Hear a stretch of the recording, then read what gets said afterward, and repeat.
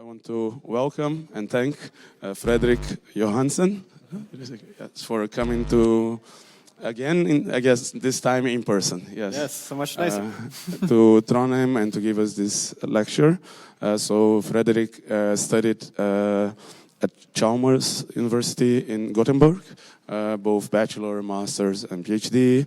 Did a postdoc at MIT, has been working with multiple topics and domain adaptation and representation learning, and also causal machine learning effect estimation. So very rich research and will bring us as well some of his knowledge. So thank you very much. All right, thank you so much. Can you hear me okay everywhere? Awesome. Yeah, thanks Elias here and everyone else who's helped organize this. Really big difference being here in person, I gotta say. I love this room, so hopefully we can make good use of it today. As I said on the slide here, there's a GitHub where you can find the information that you need for this session. There will be a coding session for the second half, so please have a look there. There's either you can clone the repository and install a few modules, Python modules, or you can run it on Colab. Both should work just fine. I'm told the link is also on the ProbAI GitHub now, so that's great. Alrighty.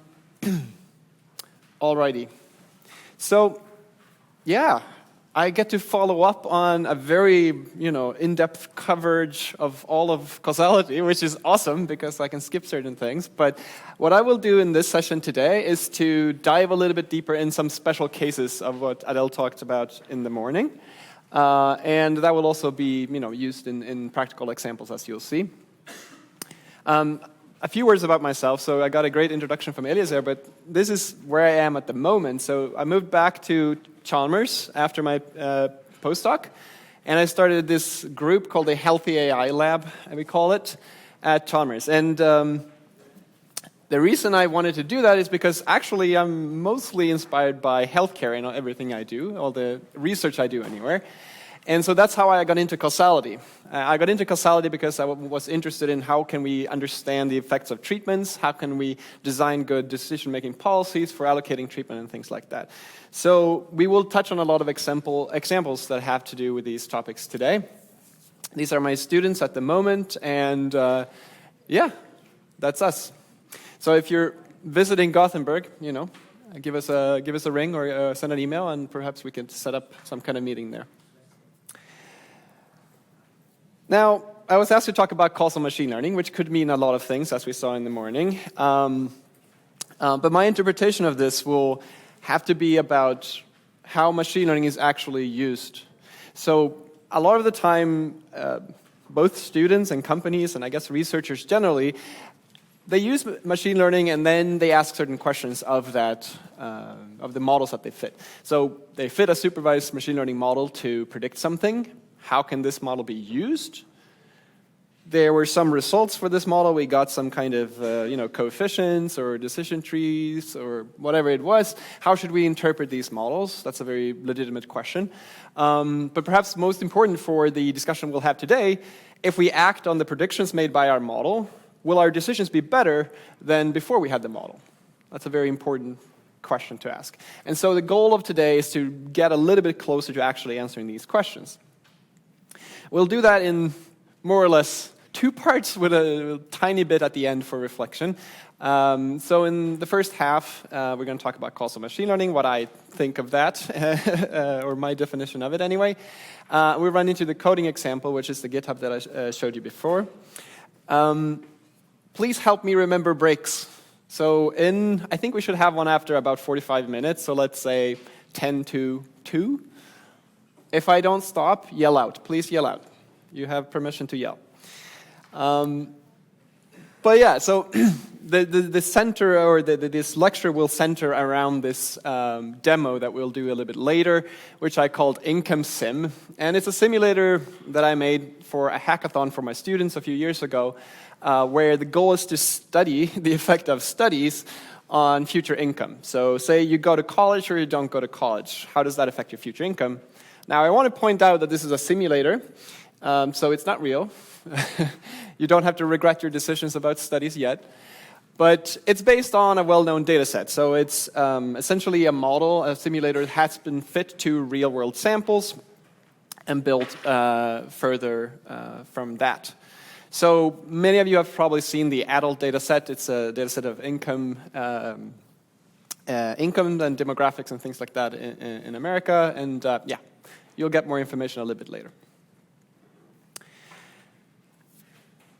Okay, we can't do everything today. It's impossible. So we already got a few book suggestions from Adele in the morning, and I want to add to that maybe the most important one for this talk is actually a website written by a student of Joshua Benjo's called Brady Neal. I think he did a really good job summarizing a lot of what's going on in causal machine learning for his causal inference course. So there are lecture notes, but the book I think is not the most important. I think it's just getting the list of papers that he compiled and also their recorded lectures. I think, great job on that course, and being a student on top of that I think is very impressive. So yeah, after this lecture today, there will be more questions to ask. Let's put it that way. But yeah, I think we should get into it. So before we can talk about causal machine learning, let's just talk very briefly about, well, machine learning, so we can understand what should be causal about it. And so we'll do a very quick recap of supervised learning.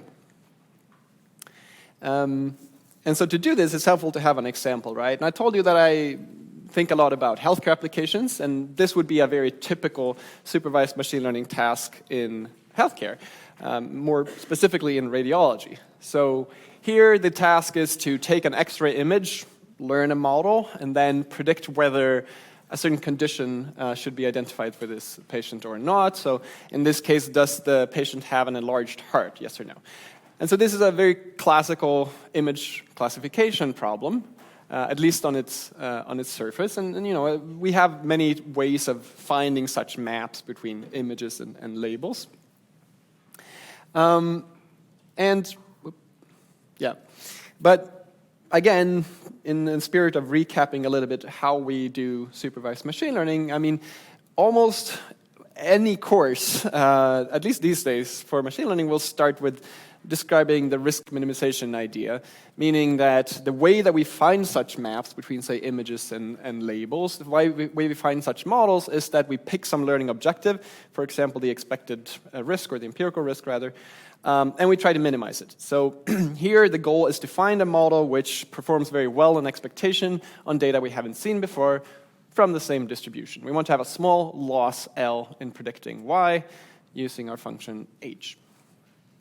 And as you all know, I mean, a very common way of doing this, if we're doing regression, is to pick the squared error, for example. So the difference between our prediction and the true label squared, that will be our guiding signal for learning.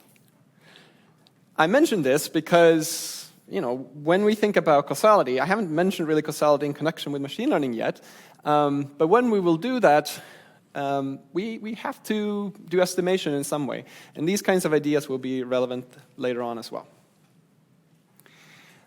Okay, so what does this do? Well, you all know linear regression.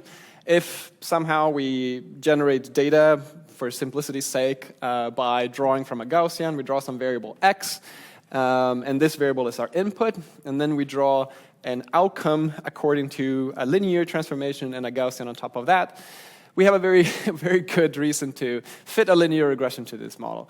But I'm showing this example more to say that when we are picking a learning objective, we're actually doing that to learn something specific, right? We may not think about it at the time. We might just think we're going to do prediction. But if we get enough samples, we're going to learn a specific thing, usually. So what do we learn if our data is linear Gaussian? Well, we're going to learn the conditional expectation of the outcome given the input, if we see enough samples, say. Okay, so hopefully we recover the right line through our data, and this will be the best possible model, the best possible line that explains this relationship will be the conditional expectation of the outcome given the data. Okay, so this is one learning problem and where we use risk minimization to find our answer. And of course, in principle or in practice, we can't minimize the population risk. We can't measure the expectation, and even if we have a good density estimate, we often can't compute the expectation to minimize it. So instead, we minimize the empirical risk. This is probably well known to all of you, but I'm recapping so that we can have a common language. So we're finding a hypothesis H, which minimizes the average error on the training data that we have, rather than the expectation over some distribution. Now, the reason I bring this up is because our guiding principle, usually, when we do supervised machine learning, is that we want to have a small test error, right? Our goal, again, was to minimize the population, the expected population error. And so our best proxy for that is usually the test error where we have held out some data. We've taken our entire data set and we split it in two parts. We fit our model, we train our model on one part, and then we evaluate it on a different part. And that error that we get is called the test error.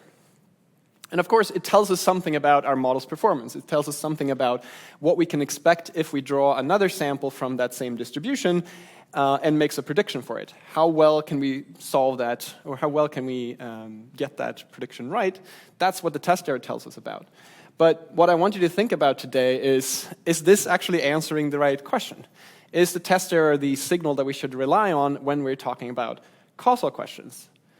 These were the questions that we asked at the top. If we fit a supervised machine learning model, how can we use it? If we have some results, how should we interpret them? If we act on our predictions, do we get better decisions? Does a test error really answer these questions? Not always, right? And we saw a good amount of examples of that in the morning, where just fitting the best possible model in terms of all of the data you have, that might not lead you to the right conclusion. So smaller test error, does that always imply better decisions? Well, just me asking the question should tell you that the answer is probably no. Alrighty. So let's think about this for a second. Then how can we get closer to answering the questions we actually want?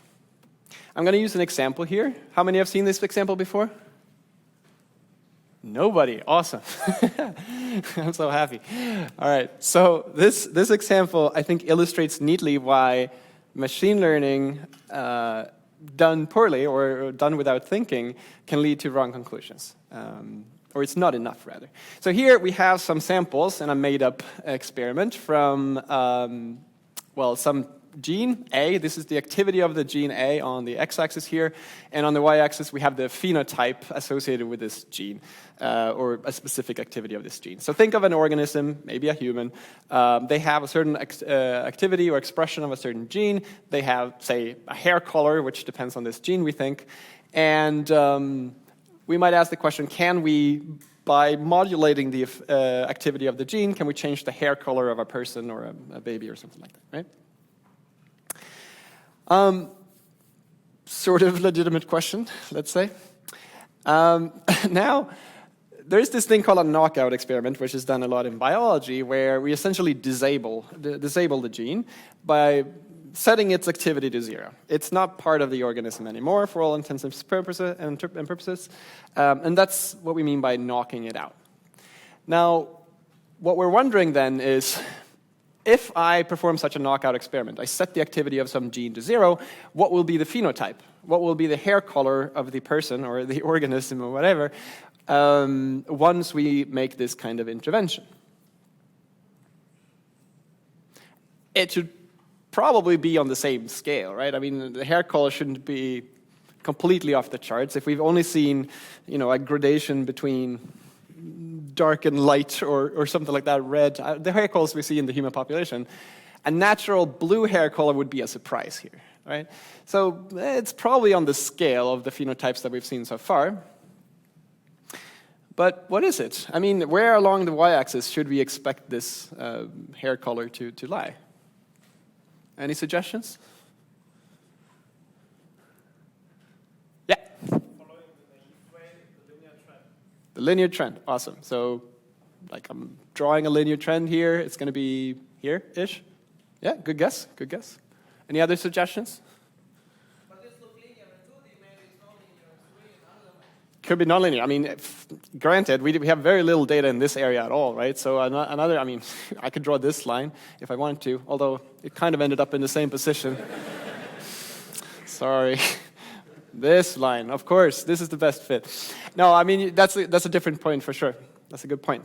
Let's say we had some samples down here as well. So we have one suggestion. And it's probably what you would get if you just did machine learning out of the box without actually thinking about what you're doing. And I mean, I make that sound so harsh. I don't mean that people who do this are not thinking. What I mean is, it's not always obvious what you should do, and we have to think about it. Okay, so if we pick some learning rule, say minimize the expected error, and then we actually learn the hypothesis from data by minimizing the empirical error, we probably end up with something like this. And of course, if we have a nonlinear hypothesis class, we might end up with all kinds of divergences in this area if we don't have enough data. But let's ignore that for now. So the point here that I want to make is that if we look at this hypothesis and we've held out some test data from these samples, we're probably going to see a pretty good fit here, right? This model fits the data pretty well. So we're going to predict that the phenotype is low, or whatever the hair color equivalent of that is. Now, the issue here is that we don't really know what the relationship between these two variables is. And so if there happens to be a common cause of both genetics and phenotypes, say there could be a different gene. There's a gene B here, which is actually responsible for the phenotype, actually responsible for hair color, and it just happens that it also affects causally the activity of gene A. Well, maybe our prediction should be up here. And this should be the lesson from the morning, right? That if we have this kind of structure where gene A is not actually directly causing the phenotype at all, if we intervene and set the activity of that gene to be 0, well, we shouldn't change the distribution of the phenotype at all. Like there's no causal relationship between the two. It's downstream from gene B in this example. So our best guess should be, well, the phenotype probably follows the same distribution as it did marginally before the intervention was made. And that's what this yellow dot means here. Here, we're saying, we're probably in the average of this stuff, because actually, once I intervene here on the gene, well, there's no relationship between the two anymore, because I've blocked the path, or I've cut the path from the common cause to the gene.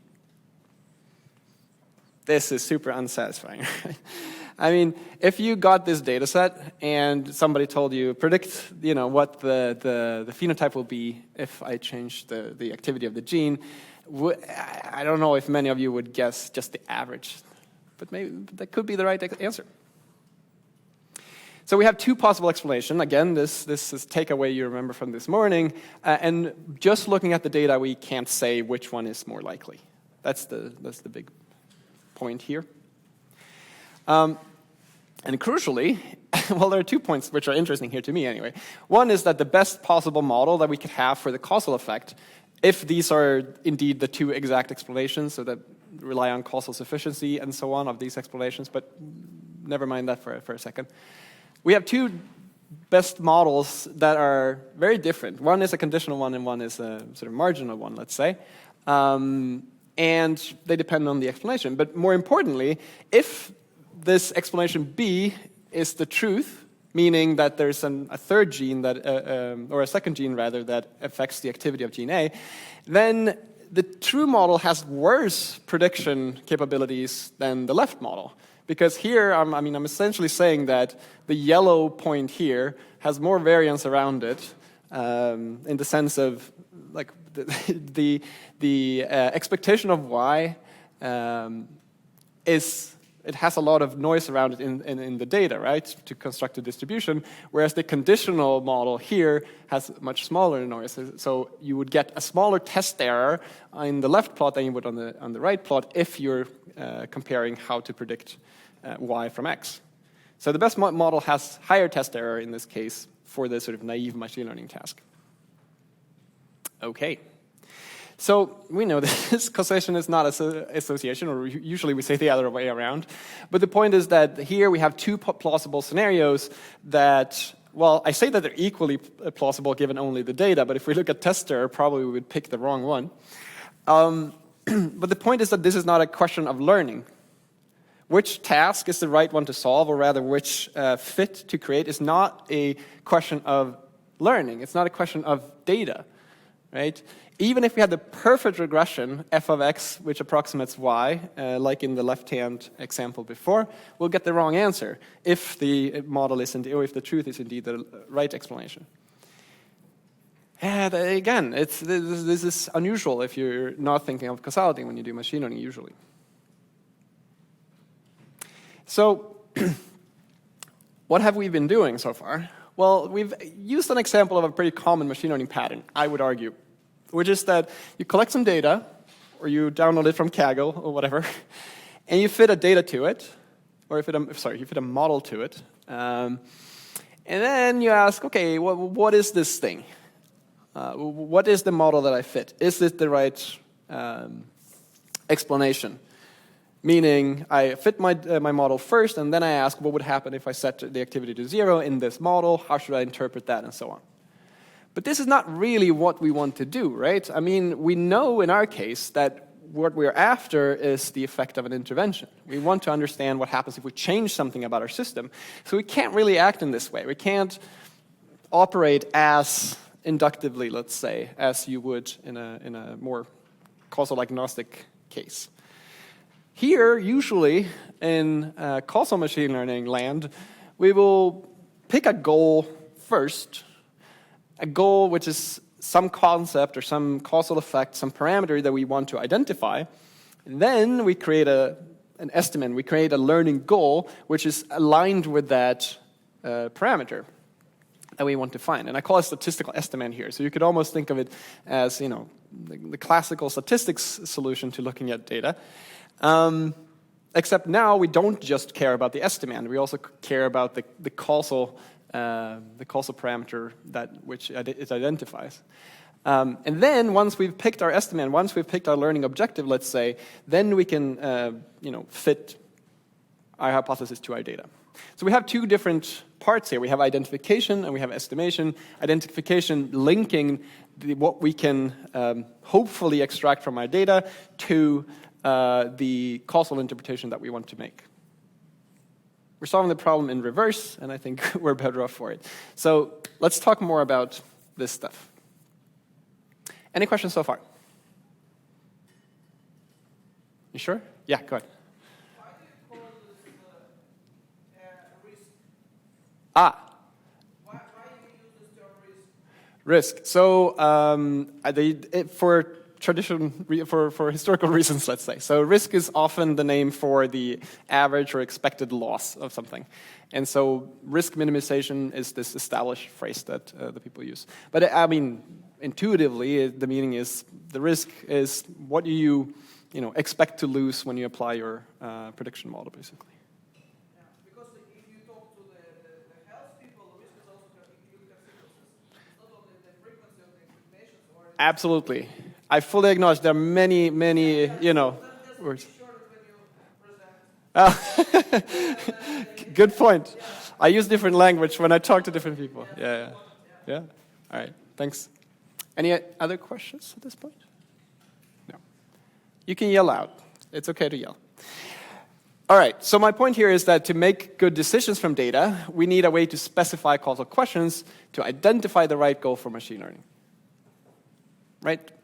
Shouldn't do machine learning naively if we want to make decisions. Now, as I was saying before, I got a brilliant help from Adela this morning for to talk broadly about causality and all the different frameworks that exist. And I'm going to delve a little bit deeper into one of them, which is called the potential outcomes framework. And I use this because of the type of questions that I normally run into when I think about healthcare problems. But as you'll see, it will be a sort of special case of the more general frameworks that we heard about in the morning. There's a book that I'm pointing to here, Hernan and Robbins. It's available free online, and so you can read more about this stuff there. A lot of the other causality books are not available for free, so that's the biggest reason that I'm pointing to it here. All right, let's think of a healthcare problem. So here, we have a person who may be pre-diabetic. So there's a name here, Anna. So there's a person who's 54 years old, and she has a certain blood pressure and white blood cell count and all these things. Things we can measure in the healthcare system, okay? But her blood sugar is high, so we might want to modulate or moderate this in some way. And so we're considering treating this person with medication A or medication B. Ideally, we would like to pick which of these treatments in a way that moderates the blood sugar the best. For example, takes it down a little bit. Okay? So we have some kind of context, X, which is what we know before we make a decision. We have two possible decisions, treatment 1 or treatment 0. And then we have an outcome of this decision that we care to optimize in some way. And a very natural question to ask for this kind of situation is drug B better than drug A? And of course, as you know, this is a problem that is studied a lot in clinical trials. You invent some new drug, you compare it to placebo or to some standard of care, and you ask, is my new thing better on average, or at least not worse on average than what I had before? Super standard question, right?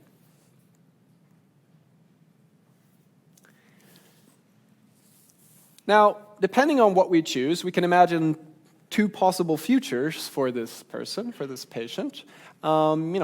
Starting at May 15th, we realize that something is up, we have to treat them, and then a few months down the line, they will be in one of two futures depending on which treatment we picked. So here, you can think of it as there being one distribution of outcomes associated with medication A, or t equals 0, and one distribution of outcomes associated with medication B.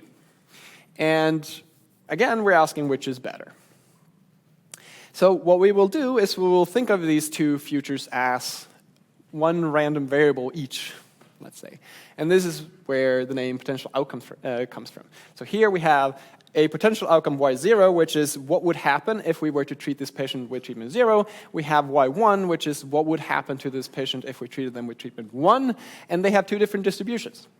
Okay, so there are two potential outcomes. And this is just saying exactly what I said before. But we will use these as if there were any other random variable when we do sort of probabilistic analysis or expectations or all these things, right? We will use them as random variables. And again, you should think of these quantities as the outcomes that would happen if we were to intervene in a certain way. So if you go back to the morning lecture again, there were sort of causal quantities or interventional quantities, and then there were observational quantities. These are interventional quantities. These are the results of making a decision and acting on it, right? So we're interested in those because they will tell us something about the best possible choice we can make. So we heard about causal effect this morning, and I think this was the notation that was used. I added it during the lecture on the slides. I'm not entirely sure I got it right. But essentially, the expected outcome y given that we do x versus the expected outcome y given that we do x prime. I think that's how it was put. And we saw that there are multiple ways of defining causal effects. But what we'll stick to today is this difference, which is a difference between two potential outcomes, and we call that delta. Now again, because y1 and y0 are random variables, we can think of delta as another random variable that we would like to compute, say, an expectation or a distribution of. Just before we move any further, I'm calling this a causal effect here, but probably through the rest of this talk, I'll call it a treatment effect because I work in sort of healthcare applications, and it's also a very common phrase generally. Okay, let's talk about delta. So the nice thing about summarizing potential outcomes or effects of interventions in this way is that it gives us a chance to reason about policy. If delta is positive and we like high outcomes, we would prefer to give the patient treatment 1 because it means on average we will see a higher outcome under that treatment. Or actually, forget about average. I haven't got to averages yet. If delta is high, treatment is better. Treatment 1 is better. If delta is low or smaller than 0 rather, and we're still in preference of higher outcomes, then we would like to pick treatment 0. So you can think of the sign of this delta, of this effect, as indicating policy decisions that we would like to make. So here's the connection to to making decisions from data, right? So if we knew this thing, then we know which action to take. So our goal is simply to identify this thing or to learn this thing from data. All right, let's do that. I'm going to skip this. Okay. So when I say learn an effect from data, what I mean is I don't mean run a clinical trial in this case. There are experiments that we can do to understand the effects of treatments. But imagine now that you're interested in the effect of, say, smoking on cancer rates. You don't want to force people to smoke if you can avoid it. So you'd rather understand from historical records of smokers and their cancer rates the extent of the damage that can be done and so on. Like you want to understand the causal effect of smoking by looking at historical records. And those kinds of records we call observational studies, or rather observational data, I suppose, in this context. And it just means that we have records of treatments, the outcomes that we saw with those treatments, and usually some kind of context variables as well. So I've summarized that as a triple here. There's an X, there's a T, and a Y. And a context could be that the patient is an older male, they got a certain drug, T, and then they had high A1C, which is a measure of blood sugar, for example. Okay? And of course, this is only possible if we've already been treating patients for a while. So I'm assuming here that we've been treating these kinds of patients for, say, 10 years. We've observed certain things about them. They form my observational data set that I can now analyze to understand, were we actually doing the right thing over those 10 years, or could there be a better policy? What was the effect of choosing drug B over drug A for certain individuals, for example? Those are the kind of questions I can ask. So using data to make decisions. Now, this brings us to what has been called the fundamental problem of causal inference, but I suppose in a broader sense you could argue that there are many fundamental problems of causal inference. In this context, I will argue that the problem is that we can't observe both outcomes for anyone. In our data set, there will only be one treatment given to any one individual at any one time. So we can't see both potential futures of somebody, because once we make a decision, we will branch our futures, or rather, we will pick one of the branches of the possible futures. So if we give subject I, ti equals 0, and the treatment being 0, we see the potential outcome if that we would see if we give that treatment. Right? We see y0, we don't see y1. And so our table, the table that we care about, the data that we care about, has missingness, right? We would like to know what is y1 minus y0. That's the effect that we would like to estimate. So ideally, we would have both of those things. But in reality, we can just see that, okay, if we gave treatment T was 0 to this older male, we will get a high A1C. But we don't know what would have happened if we gave the other treatment. So this is a problem for us, of course. And already we have to make assumptions for things to make out, or for things to make sense later. So here I'm actually assuming that the outcome that we see is equal to the potential outcome of the corresponding treatment, meaning if we give T equals 0, we see Y0. And it might sound silly that we have to make that assumption, but what that means is essentially that the people that we assigned to T equals 0, they actually took that drug. They might not. They might choose not to take the drug that we assigned to them, and then we will see a different outcome. So there's a difference between, prescribing or assigning a treatment and actually taking a treatment. But we will ignore that by making the consistency assumption. And of course, the reverse is true. So if we give treatment T equals 1, we will see Y1. And again, we have missingness about the other outcome. Okay. So, you might ask, why do we need this framework? We just learned about other frameworks in the morning. And as I said at the top, this is a special case, right? This is not as flexible as structural causal models, but it is very convenient for a lot of the problems that we ask in healthcare and in other cases as well. So you can imagine having 2 recommendation algorithms for your internet startup or whatever, and you want to see which one is better. You run both for a little bit, and you sort of get some data, and those are your potential outcomes, essentially, or, again, the masked versions of those. It's not tied to healthcare, but it's very convenient for things like binary interventions that we talk a lot about today. let's see. Okay. We want to predict the causal effect, but we don't have any samples of it. So we want to estimate, say, this delta thing, but we can't do any kind of regression where we regress delta on x, whatever x is, because we have no samples of delta. We can't even get the average delta because there are no samples of delta. So that's our problem, right? And again, it's because we only observe one of these two at a time. So we're going to move in now to talking about average effects instead. But before we do that, are there any questions from the audience? Hands up. Come on. No? Okay. All righty. So, if we can't find delta for an individual, that's all I've been saying, we can't find delta for an individual, maybe we can still estimate the average delta across a population. So, no single individual has both y1 and y0, but we certainly have a lot of treated and a lot of controls. We have a lot of t equals 1s and t equals 0s in our whole population. So surely we should be able to make use of that, right? And yeah, I mean, that's what this lecture will be about in a lot of ways. So shooting a little bit lower than identifying delta for an individual, we can say, we want the expectation of delta over some population, the expected difference between the outcomes under treatment and control. And this averages over the individual variation. So both, like how should I put it?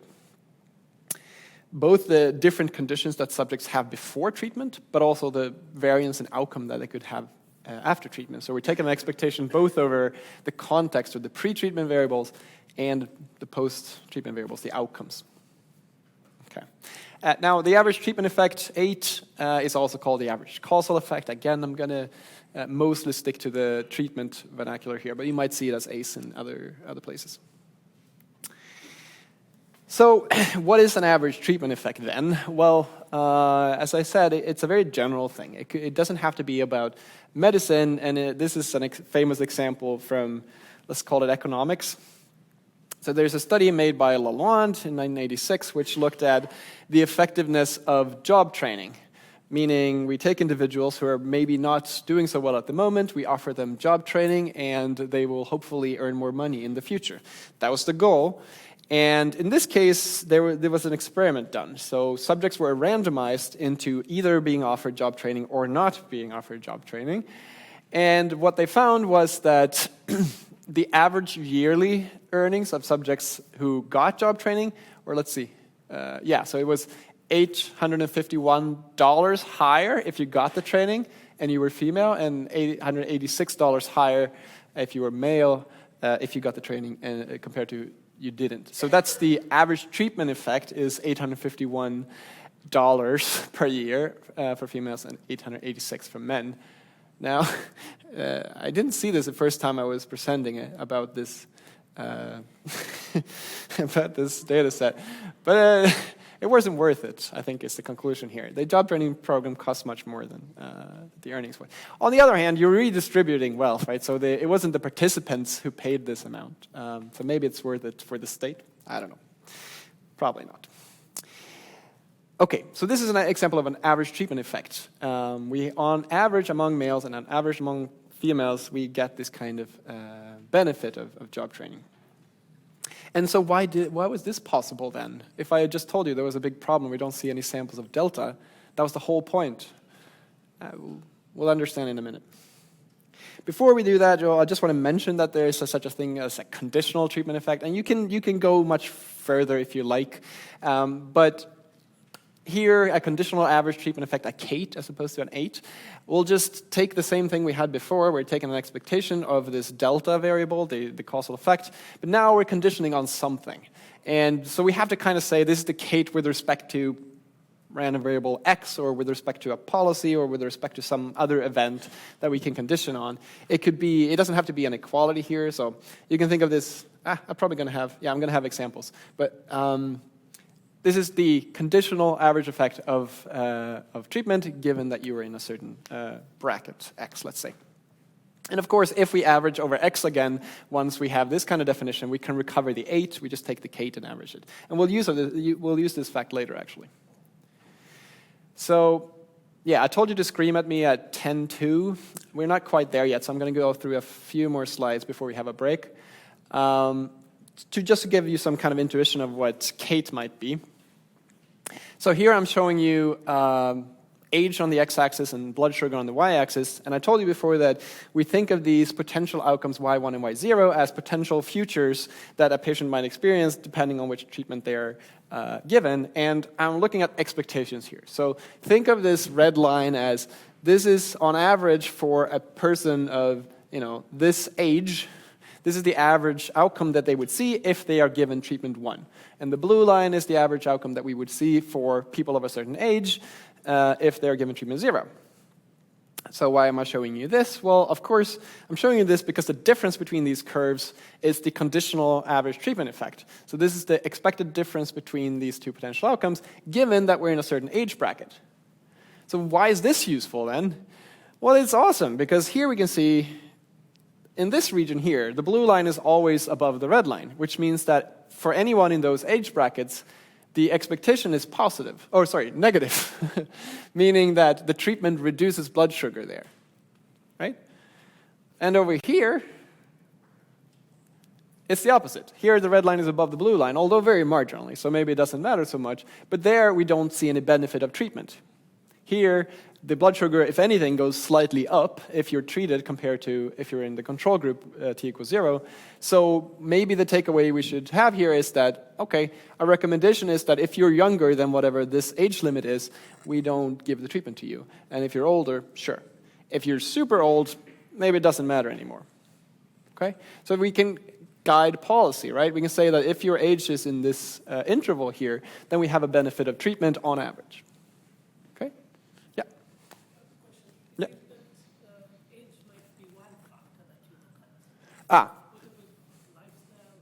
Very good question. So the question was, age is just one factor. We could look at lifestyle and other things. Yes.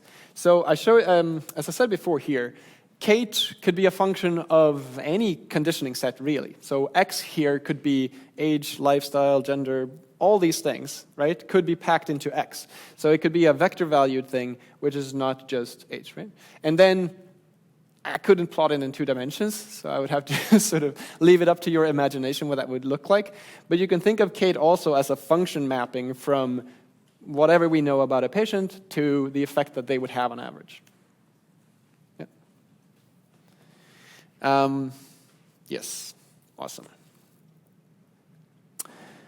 Okay, we covered that. Any other questions about Kate? So, before the break, I said we would finish up this by talking about partial observability and confounding before we get into methods for estimating causal effects. And I want to just take you through a couple of examples to illustrate the issue with confounding again. And you kind of have some intuition for it at this point, right? We talked about gene B affecting both gene A and the phenotype before. And here I have a different example which sort of relates to our treatment effect case, where imagine that you have a drug, t equals 1, which is more often given to older patients than to younger patients. And you have drug B, let's see, then drug B, that should say t equals 0. Anyway, tons of typos on this slide. Okay, you have a drug t equals 0 that is more often given to older patients than t equals 0. You have t equals 1 that is more often given to older patients than t equals 0. And older patients are also at higher risk of, say, mortality or something like that, right? So age is associated both with a certain treatment and the outcome.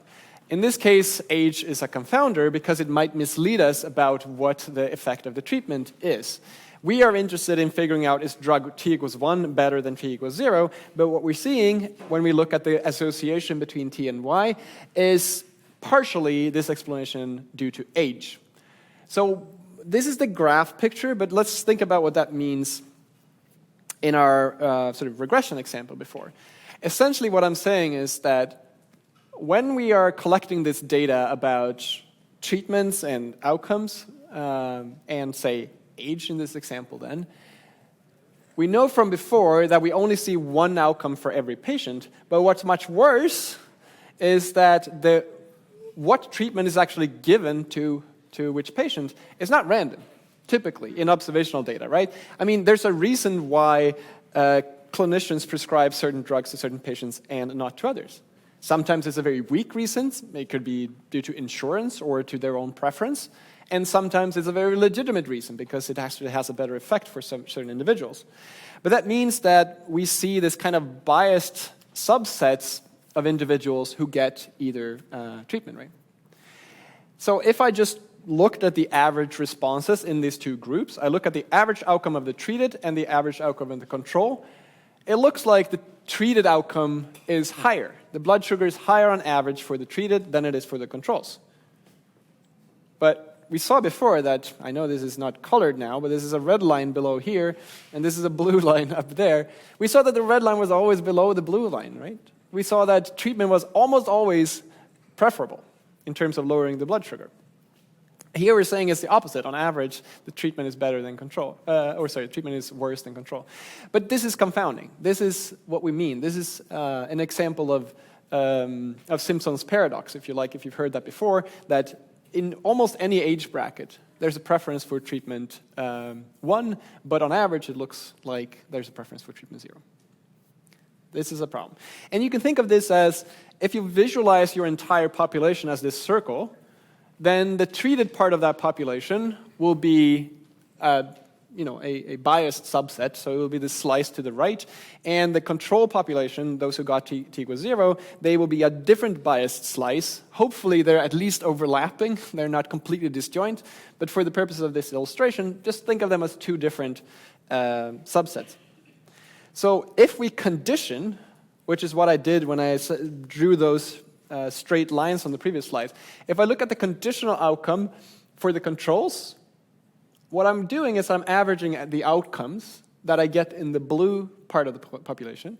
And when I look at the conditional outcomes for t equals 1, I'm averaging over the outcomes in the red part of the population. They're not the same people. They're not the same part of the population because I'm telling you, one of them consists of older people and one of them consists of younger people. I can't do that. What I want when I compute the average treatment effect is to estimate what would happen if the entire circle was blue. What would happen if the entire circle was red, right? I want to understand, on average for the entire population, how good is treatment 1, how good is treatment 0. This is the difference. This is the difference between association, let's say, and causation. We want to understand interventions, not just conditioning, right?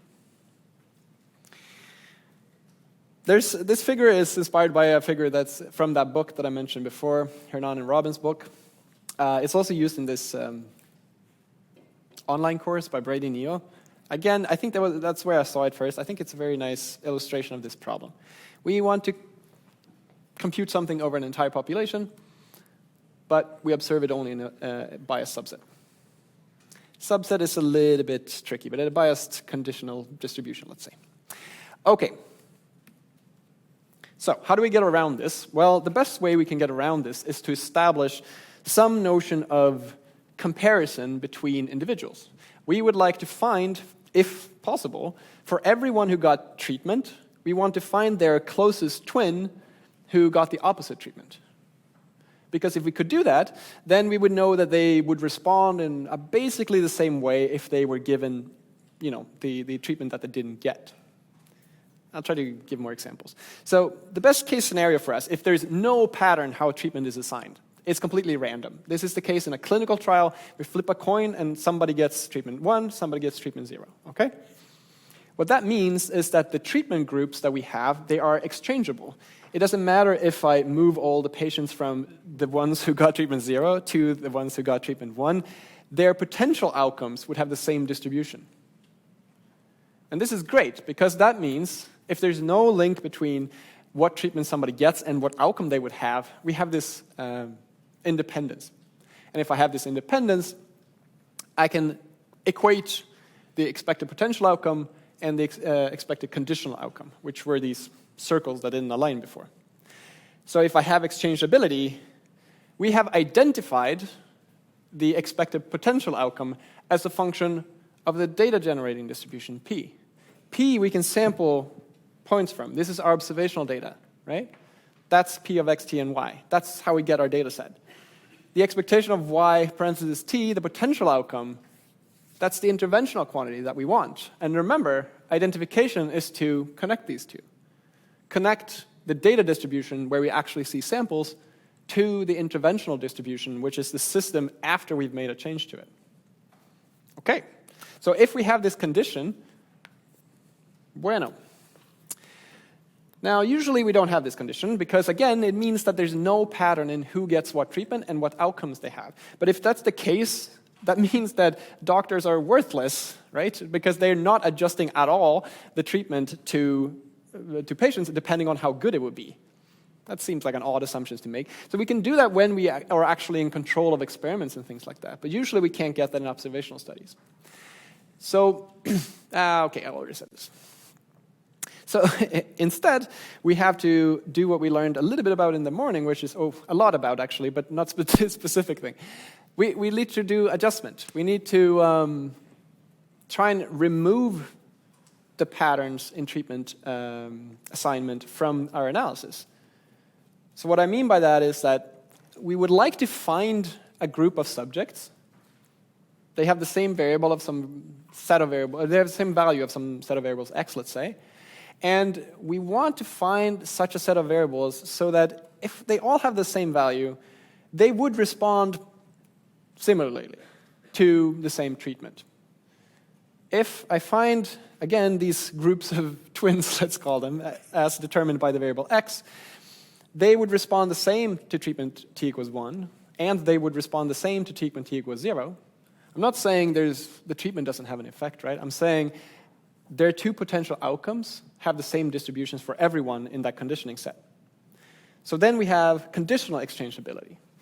We're saying that the potential outcome is independent of the treatment assignment given x. This is not the same as saying that the outcome is independent of the treatment. The potential outcome is dependent of the treatment. So no matter which treatment you actually got, you would have the same potential outcomes. So just the fact that I gave you drug A doesn't change what outcome you would have if I gave you drug B instead. Condition on X, that's what we're saying here. Okay, so if we can establish this criterion, then we can use this variable X, or this set of variables X, as an adjustment set. And again, we learned about many kinds of adjustments in the morning, and we will only look at a special case. This is also called ignorability sometimes, so conditional ignorability, but I'll call it exchangeability here. Okay, this usually takes a little while to digest, but we have to move on. So we'll see examples. Now, we saw one example of a way to find such a set in the morning that I'm going to keep using. So that was called parent adjustment, or I forget exactly which phrase was used. But the point was that if we know something about the causal structure of the variables in our system, for example, this is our graph. There is genetics, which influences your prevalence of disease, let's say.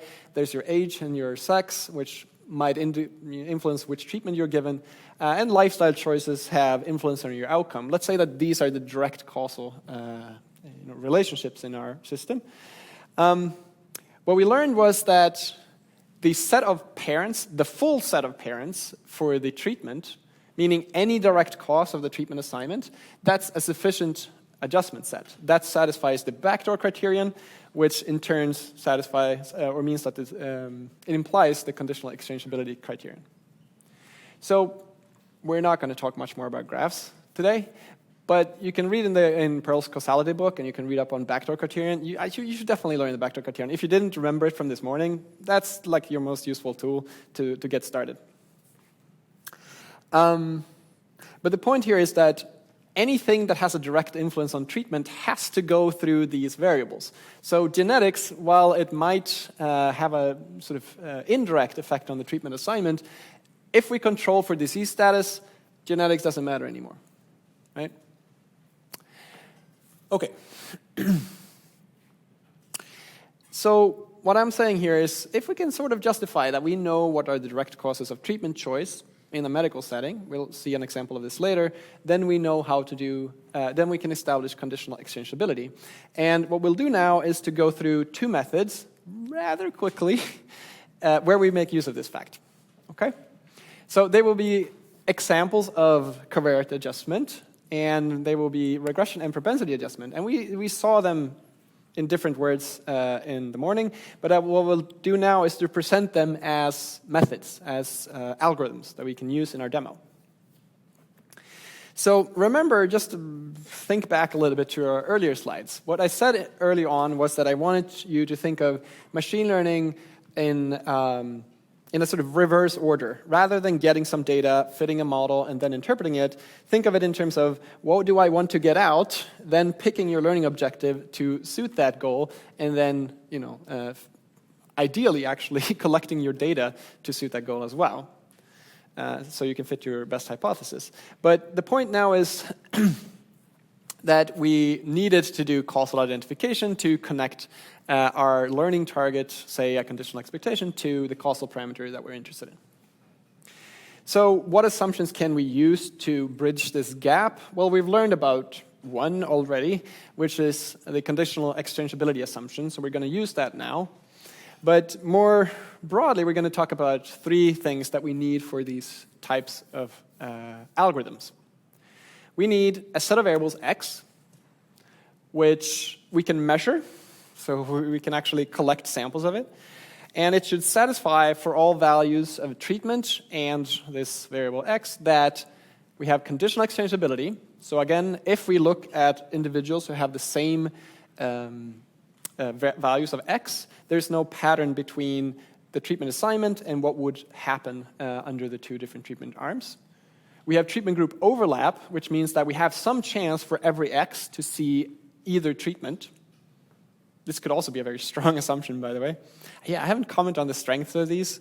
Adele made a very good point this morning. Like a lot of the assumptions we need to make for causality, super strong, and you'll see why later. But anyway, the last point is consistency, which I mentioned just briefly before, which is that the outcome that we observe is actually the potential outcome corresponding to the treatment assignment that we gave. And if we have these three assumptions, you'll see we get algorithms. So two common methods, which are sort of opposites or two sides of one coin in a way. The first one, regression adjustment, it will identify the effects of treatments, which is what we're looking for here, the 8 or the Kate. It will identify causal effects by by modeling the outcome as a function of confounding variables. And propensity adjustment, on the other hand, will identify causal effects by adjusting for, modeling the treatment as a function of confounding variables. So one models the outcome, one models the treatment assignment mechanism, and we can use machine learning to do either, hence causal machine learning. So let's start with one of them, regression adjustment. Now, I'm going to do a little bit of derivation here. Derivation on slides is not optimal, but I'm going to do it anyway. So if you want to actually know what's going on, look at these again. It's not complicated math, but I think it's always hard to grasp it the first time around. Right? Okay. Remember, we made three assumptions. We said that we have some variable set x, which satisfies conditional exchangeability, consistency, and overlap. And we'll start with two of them. So what we want, or one thing that we might be interested in anyway, is the probability that a patient has a certain potential outcome value. So we are looking for the distribution of these potential outcomes, conditioned on x. We're going to make use of this. Okay? So this is an interventional quantity because it has y parenthesis t. We use do in the morning. And we want to write that in terms of an observational quantity, so a function only of the observational distribution of x, t, and y. Okay, so what we can do is that we can use conditional exchangeability to start. We can say that the conditional potential outcome, yt given x, is equal to the probability of the conditional, or sorry, the conditional potential outcome given both x and t. And this follows from simple probability rules, right? If I have conditional independence of this form, I can add t in the conditioning set and still have equality because that was my assumption. Okay, so I haven't really done anything special here. Then this thing, okay, that's an interventional quantity. We didn't want those. But we've also said that any time we assign treatment t, we observe that potential outcome as y. So that means that if we conditioned on t being little t here, then y little t has to be, it's just our observed outcome, right? Any time that we give treatment a little t, we observe yt. So this will be the same as our observed outcome. So here we're using consistency. Conditional exchangeability and consistency means that the conditional interventional outcome or conditional potential outcome is equal to the conditional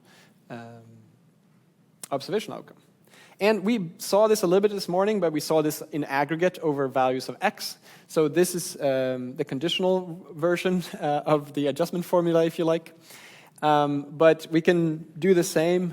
Actually, am I going to do that yet? No. So here we looked at the distribution, p of yt given x, but we can also look, of course, at the expectation, where we just take an expectation of the values of y given these things. And again, we can move from interventional on the left-hand side, where we have the potential outcome, to the observational outcome on the right. So here, y given x and t. Okay? Now, we haven't identified the 8 yet, but you can see maybe how we could identify the Kate, because if you remember, Kate was the difference of this thing for t equals 1 and t equals 0. And again, here we have no interventional parameters anymore, so that means that we've identified that.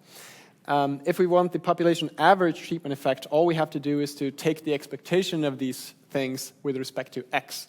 So we should think a little bit about what this means, right? I'm describing mathematical formula here, but it's sort of not too complicated.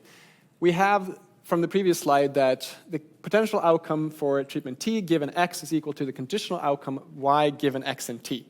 But what is y given x and t? We can often, we can think of this as some regression, right? We're trying to predict y given x and t. That's the goal of regression, is to estimate these kind of quantities, conditional expectations.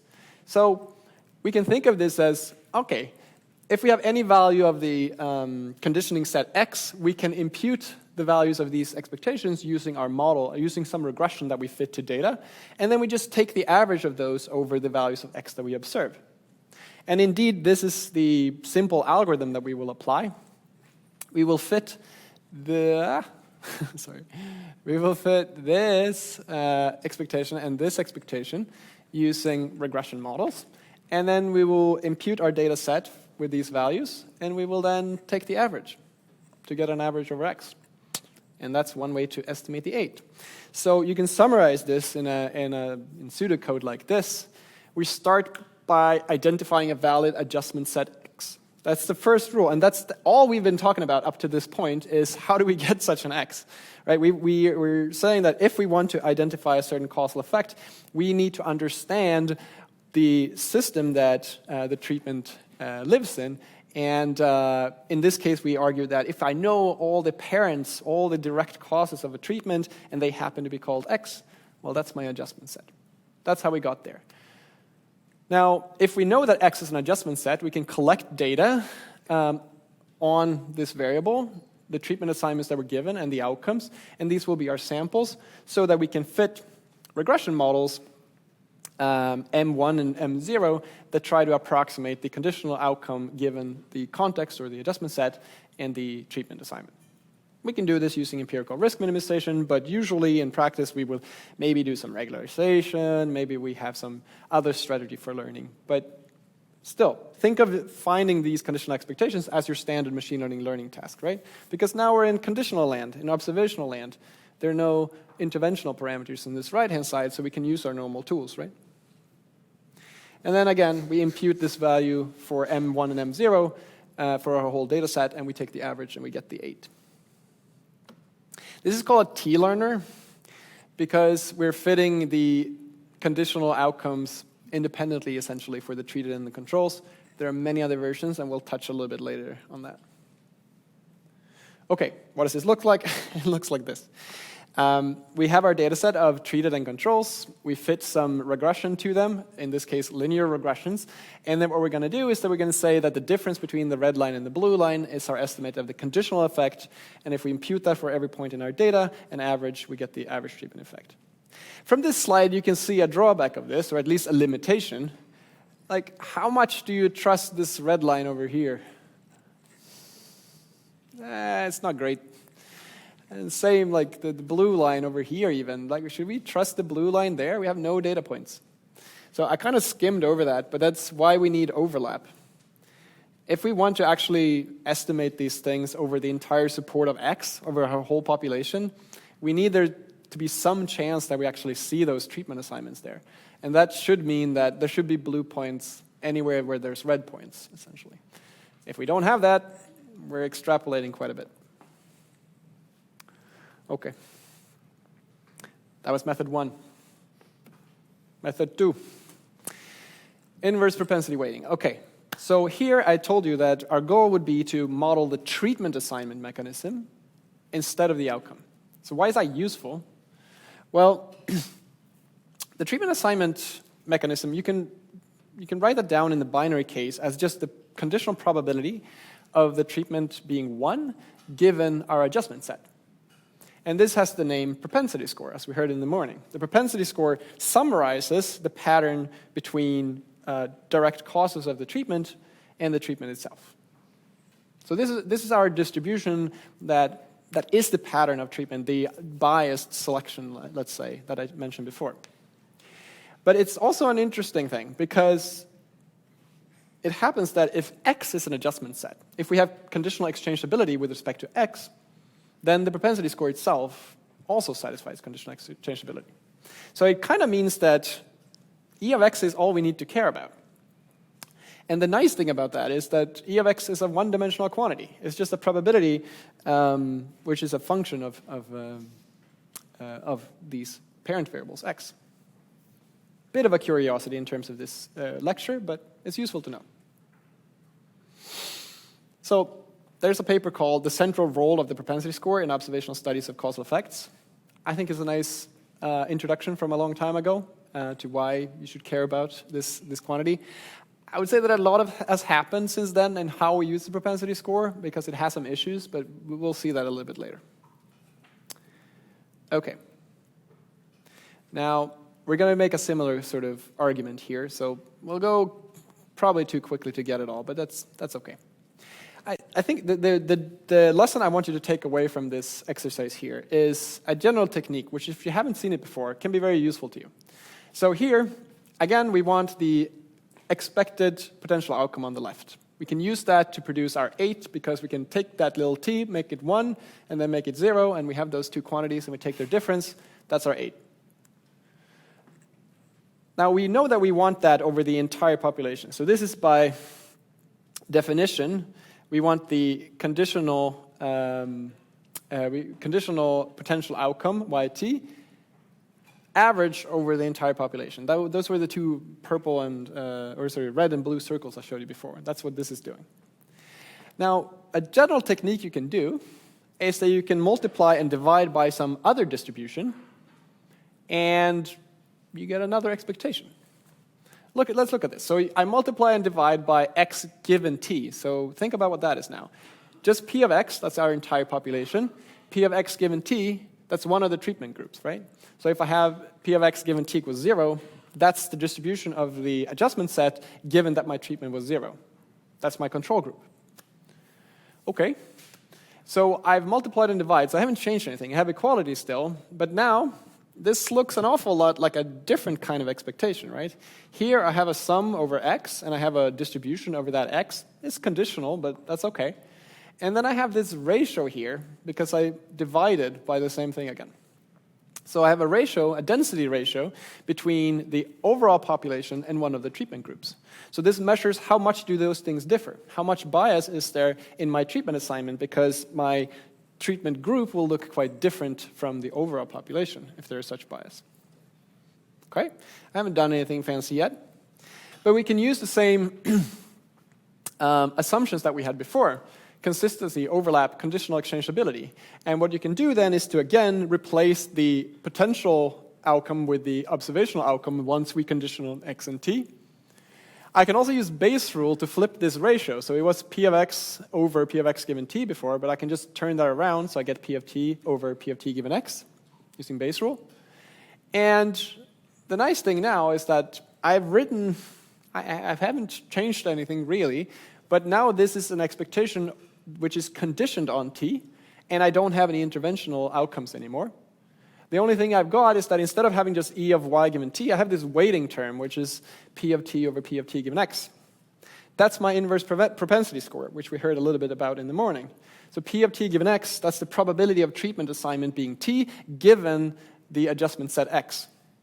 If this is very far from uniform, if this varies a lot with x, then I have a large selection bias, right? Then it's the people who get the treatment are different from the ones who don't get the treatment. The big point here, though, is that I can identify the expected potential outcome by inverse propensity weighting. And remember, this thing here is what we call the propensity score. So I'm weighting my expectation by the inverse of the propensity score. Have a look at these slides again after. But it leads me also to an algorithm, because I could write the expected potential outcome as an expected conditional outcome. So now I can do statistical estimation, right? I have a statistical estimand, which is not interventional. And so I can start with identifying adjustment set like before. I collect data like before. But now instead of modeling the outcome as a function of my adjustment set x, I can fit a model e hat of x, which models the probability of the treatment assignment. And then if you remember the expectation on the previous slide, I would be impressed if you do. But you can convince yourself that this is the right empirical estimate of that expectation. Weight your data points or weight your outcomes, y, by the inverse propensity score. Take the average and the difference for the two treatment groups, and you get an estimate of the average treatment effect. Okay? Where do we do learning? Why is this causal machine learning? Well, we're doing learning for modeling the probability of the treatment assignment. I think it's useful to think of this picture because what the inverse propensity weighting technique is doing is that it's re-weighting our sample in a way that makes the treatment groups look more like the overall population. It's a little misleading here because we barely have overlap. We have no red points over here. But the point is that we want to have samples of each treatment from the entire population and average them. We don't have that. We only have, one treatment per individual. But we can re-weight our samples such that it looks like our sample came from the overall population. And that's what inverse propensity weighting is doing. So here we have two treatment groups. There's a blue one in the back, and there's a red one over here. Jointly, their marginal distribution, P of x here, is the overall population. We want samples from the blue and the red to look like they came from P of x. And we do that by reweighting them. It's time for a demo. So what we're going to do is, I think we're going to take a shorter-ish break. Can we meet at 22? Let's do that. So 2:40, we'll be back here, and we'll do some actual coding, and that's going to be a lot of fun. So see you in a little bit. Okay, welcome back. I'm just going to get started. Coffee people, come back. As I mentioned before, we will use a simulator for doing a little bit of a demo here. And as I also mentioned, it's based on the adult data set. All of this I've told you before. But if you haven't already, go to this GitHub so you can get started if you want to follow along. In the GitHub, you will find a link to a notebook on Colab that you can use. Okay, what is this thing? So, as I said before, when we do causal machine learning, we want to make sure that we pick the right goal for our learning algorithm. And in this case, what we are going to study is what is the causal effect of starting a year of studies on income after 10 years. Okay? put yourself in this situation. You're where you are right now. No matter what you're doing at the moment, we're going to force you to study for a year or force you not to study for a year. That's the kind of question I'm studying here. And I'm not going to make a distinction about what kind of studies, so it's going to be very coarse. You'll see how coarse the simulator is in a moment, but it's something that we can ask ourselves nonetheless. And we will work with samples that has been generated by the simulator. So I think we should start by having a little look at the data. I realize I should have probably told you to go here a little bit earlier. So if you go to the Colab version of this, as people are streaming in, it will look something like this. Actually, hang on just a second. Yeah. So, all right, settle down, everyone. We've already got started.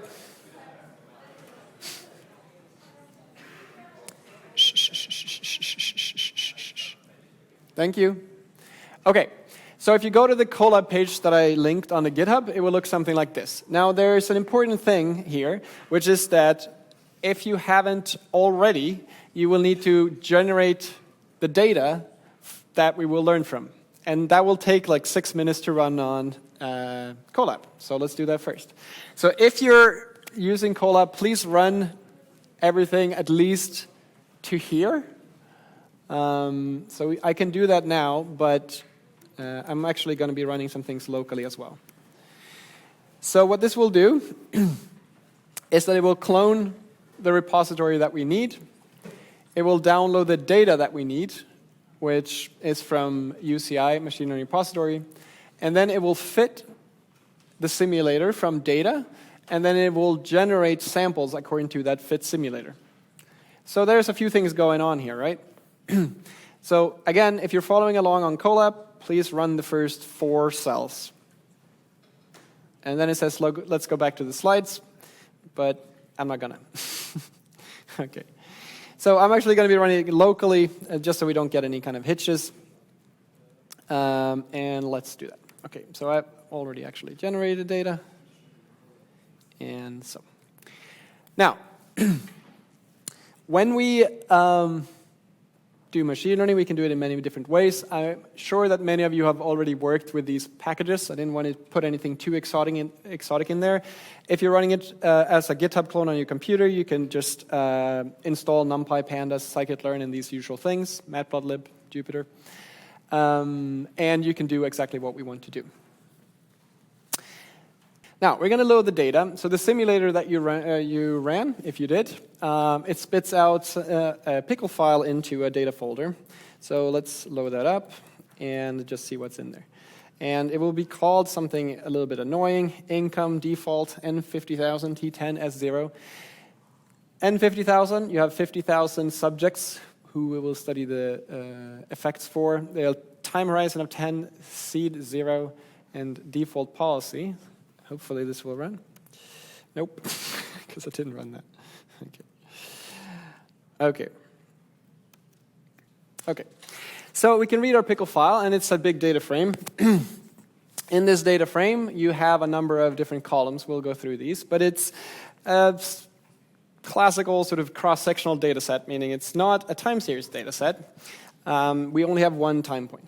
There are demographic variables like the native country of an individual, their sex, race as reported by themselves, age, education, and so on. Okay? There's a current income, there's their current studies, and then income over here on the right. And I've summarized them in the notebook here as well, with a tiny explanation of what these things are, but not what the values are. So I recommend that you look in the notebook, or sorry, the data frame itself to find that out. But we can see that we have a mix of categorical and numerical variables. The first 2 here being, or 3, I guess, being categorical, but then you have things like age, your net capital earnings for a year, and number of hours you work in a week, and so on. These are continuous variables. The treatment variable that we will look at is called studies. Oops. And it's you'll see in a little bit what that is, but the outcome that we will care about is called income. Funnily enough, I didn't think about that. Okay, now it makes sense to us to look a little bit at what this data is. So I'm just going to name the treatment column and call that studies, because that's the name of the treatment column, and just plot what's going on. So remember, I loaded my data into a data frame called df, and then I can just plot a histogram of what this thing is. So here we're seeing how are people studying in that first year, the year that we're trying to understand causal effects in.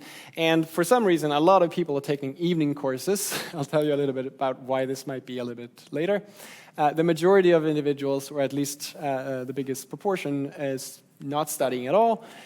Some amount are studying full time, and a very tiny proportion are taking day courses, like 1 day a week, something like that.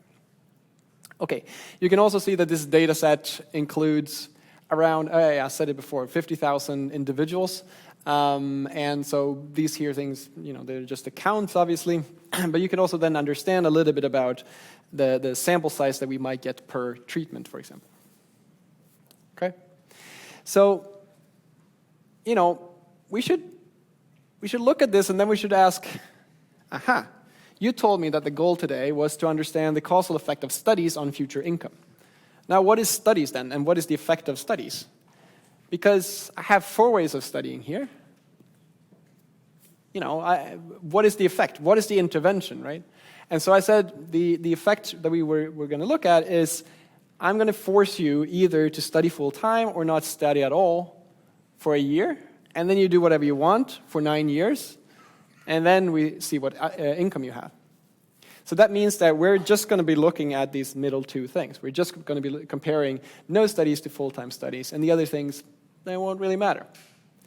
And this is a fairly common thing when you're actually working with observational data, that you're using it to ask a particular causal question, but you didn't generate that data yourself. It just came to you, and that's what's available. So it might have things that you're not interested in, and it might not have the things that you're actually interested in. In our case, we would probably have liked to have more people studying full-time so that we would have more samples of that treatment, but this is what's there, right? And this is what happens a lot in practice. So if we go back to hang on a second, the slides for a second, then we should talk a little bit about how this data came to be. So the way that this data set worked, how many have worked with the adult data set at any point? Nobody, wow, I'm old. Okay, a few hands up, that's good. So the way that works, if you haven't seen it before, is that it is this data set from UCI, from the UCI repository, where, all of these variables that I mentioned before, age and working class, occupation, these things are there, but it's in one big table. So how can we study causal effects from this data set? Well, A, because there's no 10 years into the future here. There's just one cross-sectional data set. Second, the income is just a binary. Do you make more than $50,000 or less? Moreover, there's no studies variable. So what have I done here? Well, I didn't just take the adult data set, but I actually fit a simulator to it, an autoregressive model as is known. And what an autoregressive model is doing is essentially fitting some variables as a function of other variables. So in this case, each of the variables in our causal system, let's say, is a function of some parent variables. So working class, for example, here is a function of age, education, race, sex. Okay, that's how I defined it in the simulator. Then we can fit, based on the data that's available, working class as a function of these things. And that means that we can sample from it too. And this is a very useful technique if you want to evaluate some causal inference method, is that you have a simulator which has some connection to real-world data. Now I add a variable called training, and I say training here because if you look in the actual code for the simulator, which is on GitHub, it's called training. But I then, for the purpose of this talk, relabeled it studies. So yeah, you'll see. Now, the simulator is a Markov model, which means that it's something that evolves over time.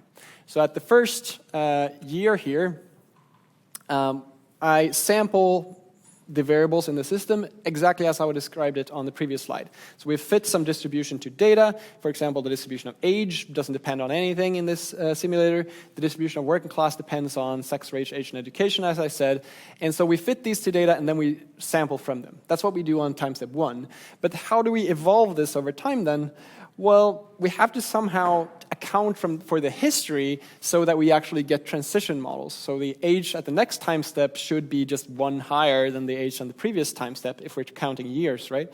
But the working class at time S should be a sort of, also a function of what you were doing before. You're not likely to change jobs all the time, so you can't have an independent model, right? So what I've done here is essentially to design these kind of transition distributions based on the data itself, but also on my own sort of ideas about how things might transition.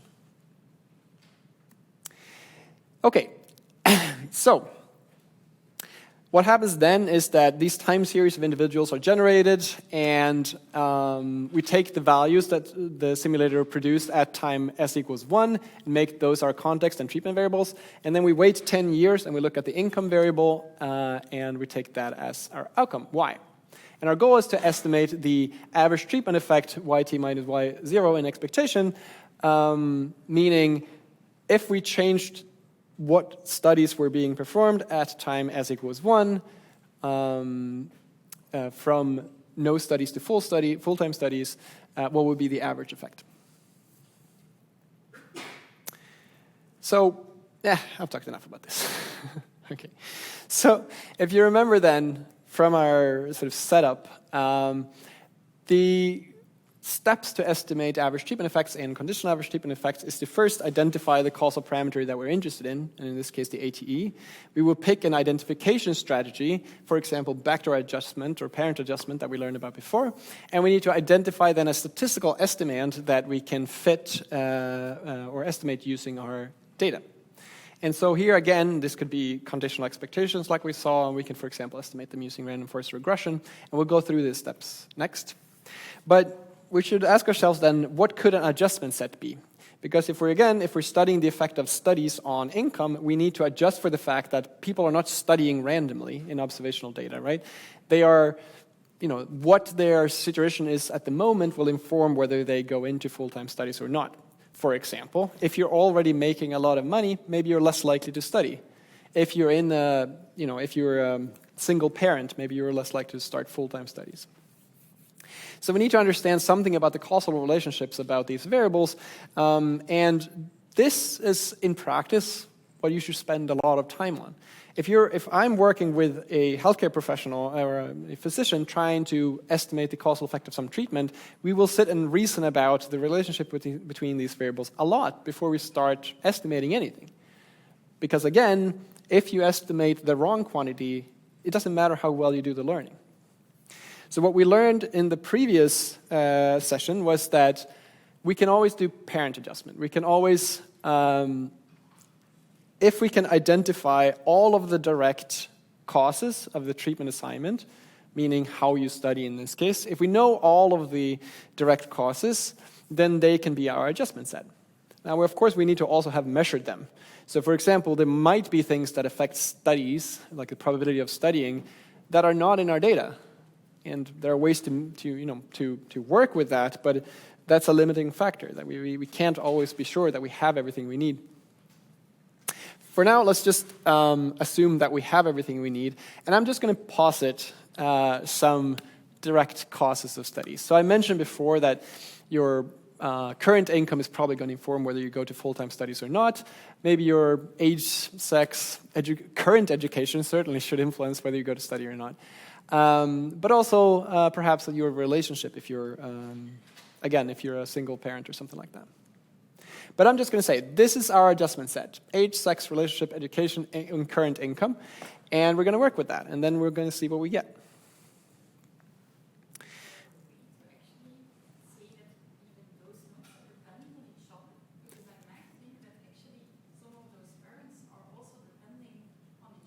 Those 100%. Yeah.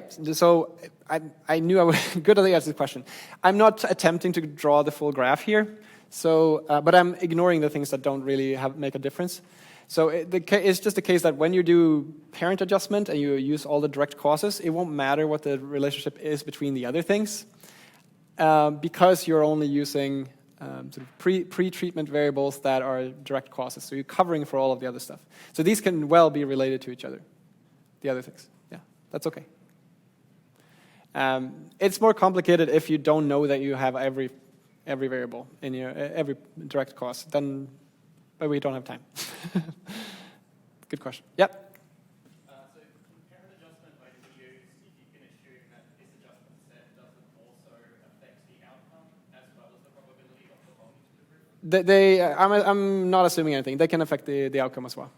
Yeah, sorry. So again, I'm not trying to draw the full graph here. I should probably have done that, but that's a sort of that's definitely the case. So we could assume that these things are what's called, well, they could either be confounders, so that they affect both the treatment assignment and the outcome, and these other things here, they could be moderators, so they could affect what the treatment effect is without influencing the treatment. Yeah, good question. Very good question. So why wouldn't I?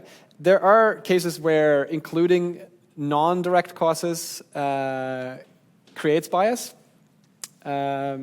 There are also fitting issues potentially and variance issues. So a lot of the time it's better to work with a smaller one. But this is a contentious debate in the causal world. Like in practice, should I always adjust for everything or should I not? How large is the actual effect of adjusting for the wrong thing? And there's no one right answer. So yeah, we'll see an example actually as we go. Good question. Okay, let's do it.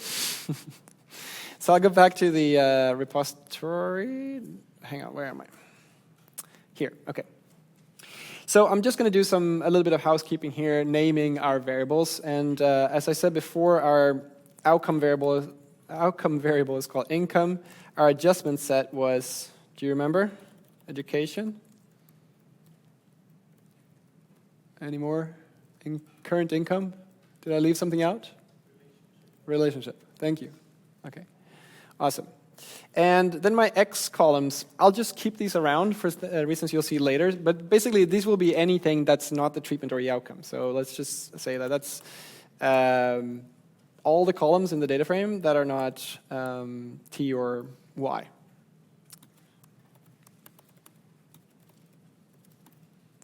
Hopefully this will work. Okay, so we have our A calls, our adjustment set. We have our X calls, and we have our Y call, which is our income variable, and then we have our T call. Okay. So that's good. Now, if we look just a little bit closer to at our data frame again, just for the adjustment set, we can see that there are a little bit about what these variables are. So the education level here is these categorical variables saying which kind of degree you have. In this, we have a very sort of traditional view of, well, sex, I guess it says, so I guess we can interpret that as biological. Anyway, there's age, there's current income in dollars, and then this relationship variable, which is, again, you can see what examples there are there. So we have a mix between numerical continuous variables and categorical, as we saw before. And but since we're just going to study full-time studies versus no studies, we can restrict our data set to just be those things. So let's do that. We'll just say that the studies variable should only be in like either those two things. So either full-time studies or what was the other one called? No studies? Oh no. There we go. Okay, so now we have only those kinds, and we don't have to worry about the people who study evening courses or just daily courses. Okay, so before we knew that, or we already know that these kinds of assumptions, these kinds of adjustment methods rather, the regression adjustment and propensity adjustment, they require assumptions, right? So we know that exchangeability, I didn't talk much about that, but exchangeability can't be tested statistically, right? So this is something we have to justify by domain knowledge, and the same is true with consistency. Remember, that was essentially that if you assign treatment t equals 1, the patient actually takes treatment t equals 1. So here it would be like, does a person you tell to study for a year actually study for a year? I guess that's highly debatable, depending on what kind of student you have in front of you. But I think we should look at least at the overlap assumption, which is this third assumption that we needed. We needed that every treatment is possible for every value of the adjustment variable. So let's have a little bit of a look at what this is. So just for future use, if we look at the studies variable and we just make that binary, because now it has categorical values. So let's make our t variable just whether somebody studies full-time or not. I'm going to cut that out for now. So now we have a binary indicator. Are you studying full-time? 0 means you're not studying full-time. Okay? And then let's look at all of the variables in our adjustment set. So here we have, we're iterating over the adjustment columns. Is this large enough, by the way? Can you see when I'm writing and stuff? Okay, awesome. Thank you. You're encouraged to yell again if something is wrong. So let's just plot a histogram over these things, but for the different treatment groups. So if we look at, where treatment is equal to 1, we plot a histogram for that, and we do it when treatment is 0 as well, and we do that for each of the variables in our adjustment set. Let's see what that looks like. Okay, and just to be a bit neater, we can add some labels here. Oh no, actually the labels are already there. Let's just turn them then. Okay. And we can make this a little bit transparent, add some age color maybe. Okay. So what we have here is the blue being the untreated and the orange being the treated, I'm pretty sure. We can add some labels, control, or I guess I'll try not to do too many visualization things, but it's it's useful for talking sometimes. Okay, so we have our control group in blue here. They seem to have a little bit stronger representation for people who just got a master's. So that means that if you just finished your master's, you're less likely to continue studying full time, just generally, than if you say just finished high school maybe. And bachelor's the same. Although I realize here that we're probably not plotting these individually. So let's see if I can cheat a little bit.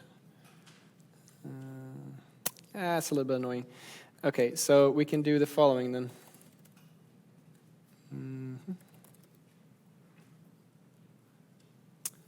Let's see.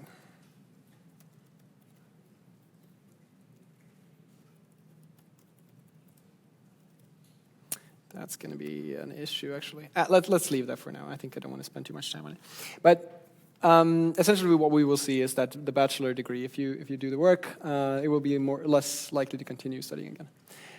Okay, and then here, we don't see much of a difference between male and female, and we can actually just normalize these histograms to get a better view. So if we set them density to true here, we will get a better idea maybe. So here you see them normalized, and apparently if you have a little bit of college education, you're more likely to continue full-time studies than if you just finished a degree, for example. That seems to make sense. No big difference between male and female. Here we see something going on, though. So this is age, I think. Let's add a label. So yeah, age. Okay. It seems like the people who don't study full-time tend to be a little bit older. And I sort of want to get a better view here. So if we just restrict here and say that if, I'm just going to do this separate actually. So if we take this again, but we do this specifically for age, what is going on here? And now I'm going to just make the bins, make more bins, okay? Okay. So here it seems like in the beginning here, we're getting a bit of sort of weird artifacts by how we do the binning. But essentially, when you're very young, it seems much more common to be full-time studies. And when you're older, it seems very unlikely that you're doing full-time studies. You're probably not studying at all. So over here, like, do you think we would be able to estimate the effect of full-time studies for people over 60, given this data? Right? We have almost no examples of a person over 60 doing full-time studies. So how would our algorithm be able to do anything there? Right? So is there an assumption that I'm violating here? Thoughts? If we have this kind of data, can I proceed as we did in the lecture before? Any thoughts?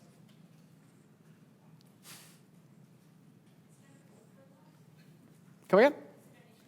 Yes, it's an issue with overlap. Very good. So here we said that to have overlap, there has to be some probability of a treatment, either treatment, for any value of x. Okay, x here includes the variable age, and over 60, I mean, we have maybe 1 or 2 examples, but essentially we have no real reason to think that we can estimate the effect of treatment over ages of 60, because we don't have any treated. And this is exactly an overlap issue. So we can do different things here. Either we can fit models and believe that we extrapolate well to people over 60, or we have to restrict our population. And this is another very real situation that you will find yourself in if you deal with observational data. You get a huge data set, maybe actually I'm working with a dermatologist in Gothenburg now, and he just got a registry excerpt with essentially every adult human in Sweden, like almost everyone over 18, and they're studying like what is the risk factors of melanoma and things like that. And you can get that in Sweden, but chances are there will be definitely people in that huge data set that won't be comparable to anyone else who got like a similar, alternative treatment if we look at different treatments. So we almost always have to restrict our population in some way. So that's one takeaway from overlap check. I was going to get to that later. Another thing is, okay, what is going on here? Current income looks very weird. What is going on? Okay, we have to zoom in a little bit, I think. Let's plot those separately. Okay, so let's do this.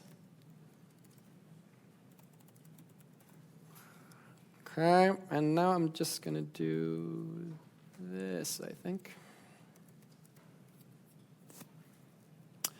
So here's the control group. They have a current income which is nicely distributed between 0 and a lot of money.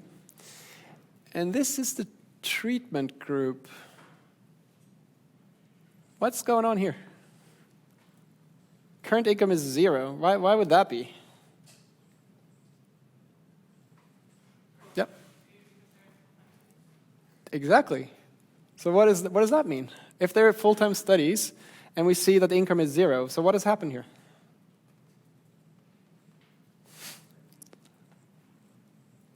No, no, okay. They stopped working, yeah, but remember, what have we assumed? We have assumed that current income is a causal effect of studies. It's the wrong way around, right? Okay. So I included this, oops, sorry, so that you can see that this also happens all the time. You get some data, you think you know what it means. It doesn't know what you think it means. Or it doesn't mean what you think you know it means, rather. Okay, so here, current income is recorded after the treatment assignment. So you remember the Markov model I had? I had a Markov model, and I said that we generate some samples, and the samples on the next time step, they're generated as a function of these. And I also said that in one time step, we generate the different variables as functions of the other variables. Well, it just happens that in this case, studies is generated before income current. And I'm not saying generated, like real data, of course, is recorded, whereas I'm simulating it here. But you could easily see why this might be a reasonable thing to do, right? You just ask somebody, are you studying or not? And then you ask them, are you, what income do you have? And if they're studying, then,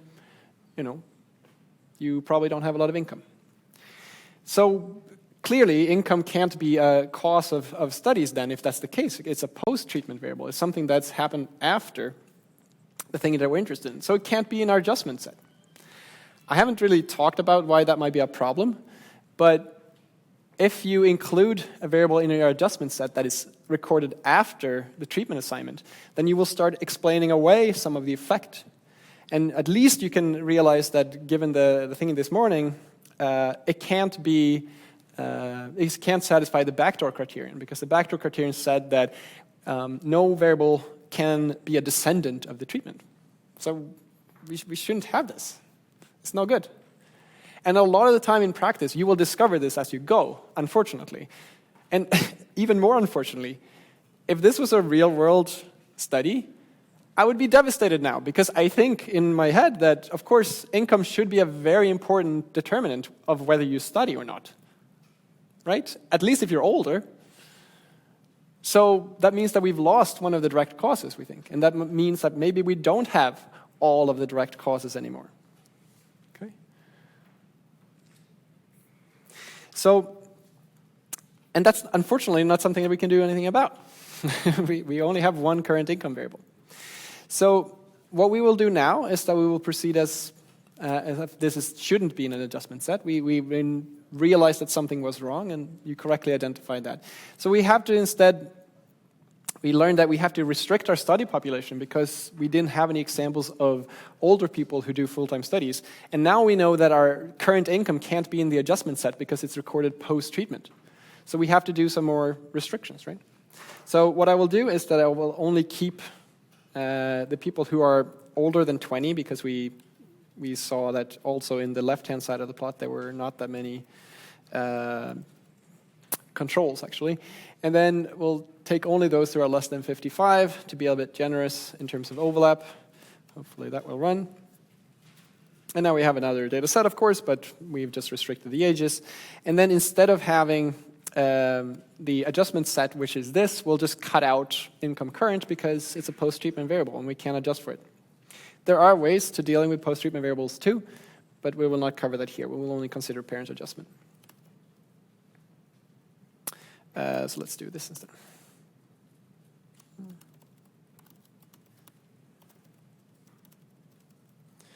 A bit of a roundabout way to do it, but okay. So far, any questions? We're still prepping. We're getting there. Okay. But what we've done now is that we've established something that we want to estimate. Our target parameter is the average treatment effect of studying full-time for a year versus not studying at all. And we've identified our study population. We've restricted them to be these 20 to 55-year-olds. And of course, you could argue about the other variables too, but just for sake of argument, what we're looking to do there is to establish that we have overlap. We've now adjusted our adjustment set a little bit to make sure that we don't include any post-treatment variables. And in this case, I mean, I'm telling you that it's sort of, these are post-treatment variables because that's how I generated the data in the simulator. In reality, you don't know. If there's not a date attached to a variable being recorded, and even then, it could be hard to know which order things have been generated. We know what our statistical estimand is because we're going to do regression adjustment and propensity adjustment. So let's do that. And yeah, we know something about treatment overlap, basically. But just for reference, so I've now changed my data frame again, so I'm going to do this definition of the t variable again, saying that I have a binary indicator which is equal to the studies being full-time studies. What I can do is to just compute an unadjusted estimate of the causal effect by computing the difference in means for the two treatment groups. And that means that we can see how different of an answer do I get depending on whether I adjust for variables or not. So this will be just the income for those who had treatment assignment 1 on average. And then I can compare that to those who didn't get the treatment. And that will be my estimated causal effect with no adjustment. Okay? And so this is the number in dollars. So let's make it pretty. Oops. Something like that. Okay. So our first estimate of a causal effect is that on average you get $23,500 or $23,500 more in 10 years later in your yearly salary if you start full-time studies right now. Okay, it's not crazy. I don't know what the average income is in America. This data is from America, but is it 40, 30, 40, 50? I mean, mean is a little bit weird. The median is probably around there, $40,000, $50,000, something like that. I don't know. That's probably high, actually. I don't know. Anyway, so this is the effect of studying on your income, right? So it's not the actual income that you get. Now, we're going to move on to do a regression-based estimate because, again, this estimate we don't really believe in because this is like comparing the blue moon wedge and the red moon wedge before, right? That we talked about. We want to compute the average income for the entire population or the average potential, the outcome of the entire population, as adjusted using the confounders, right? So what we'll do now is a classic sort of machine learning step because we know we have to do some kind of regression if we want to do a regression adjustment, and so we will split our data in two parts. And there's a handy function called train test split, which is loaded. And we'll just split our data frame, having a test size of 20%. Oops. Something like that. Okay. It doesn't like my ellipsis. That's okay.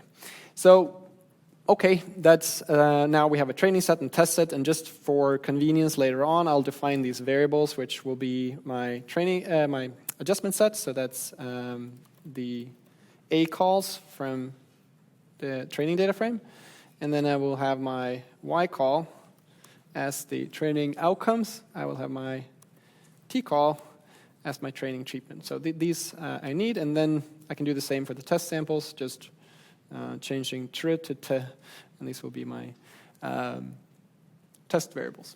Okay, so I have some training data and I have some test data.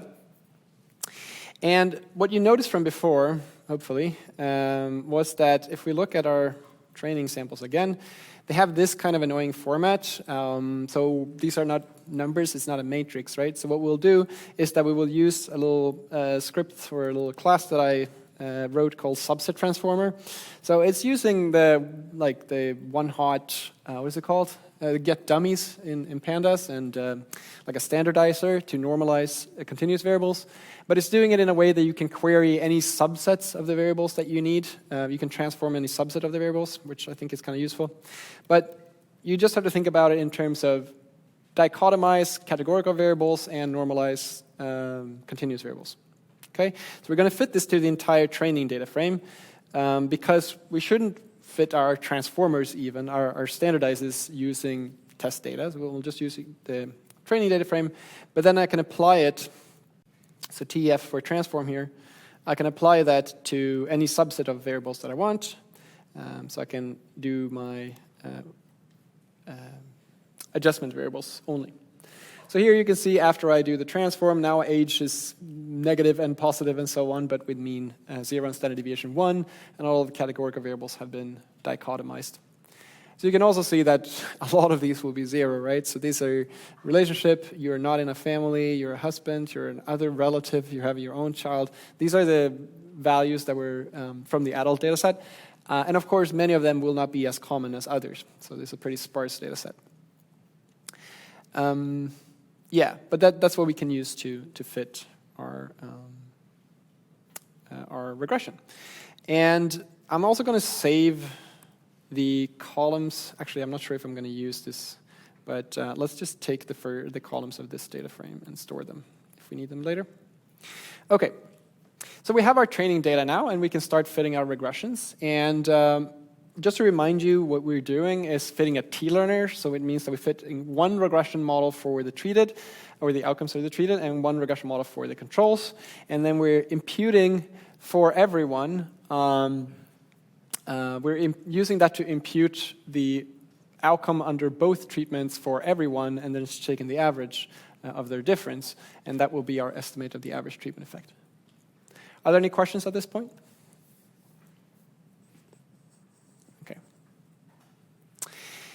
So we have training data set, great. We can still pick some parameters though for our model. So if we think, for example, about using a ridge regression model, we can pick the parameter for that, the regularization strength, using grid search CV. So that's what we're going to do.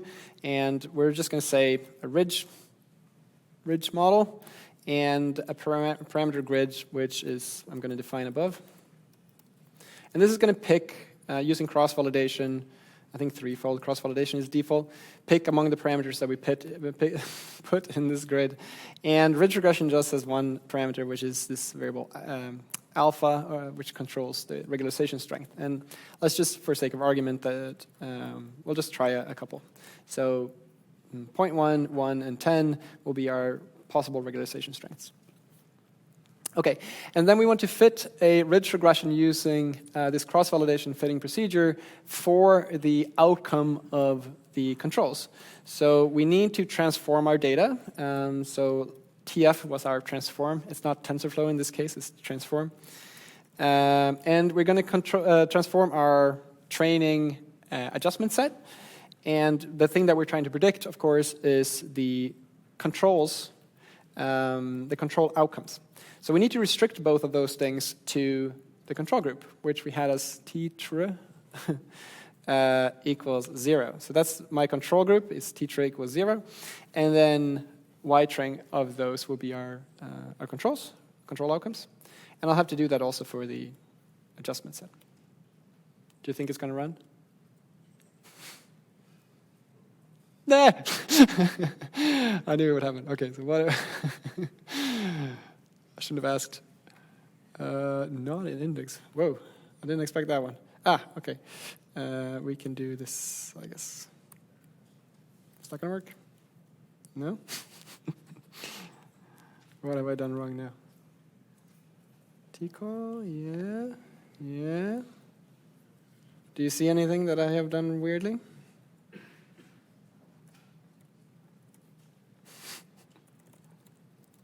Yell if you have. Ah, interesting.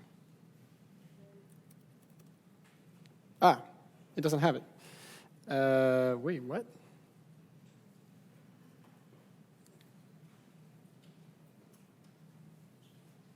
Do I have to do this?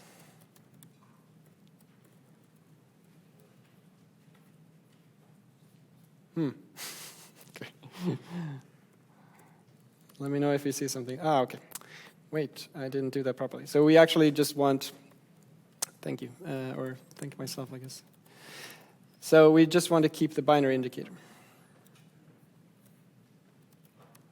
Okay, and here we are.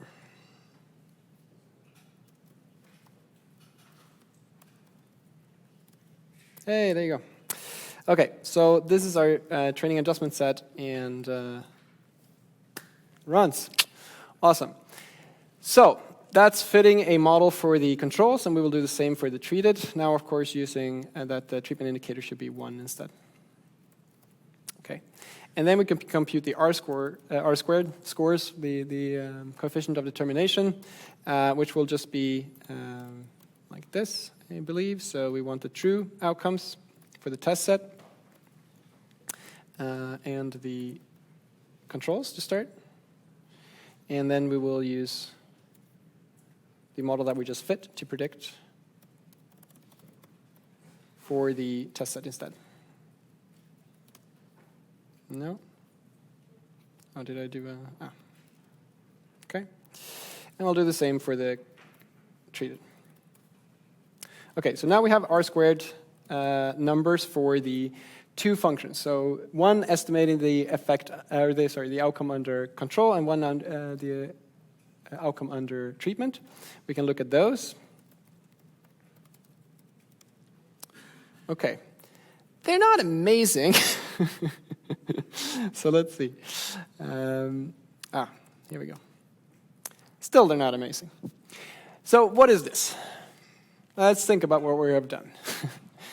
Here we fit two ridge regression models. One ridge regression to predict the outcome under control, one ridge regression to predict the outcome under treated. We fitted independently to the two treatment groups, and we got these R squared. So about 0.2 for the control group, and about 0.07 for the treatment group.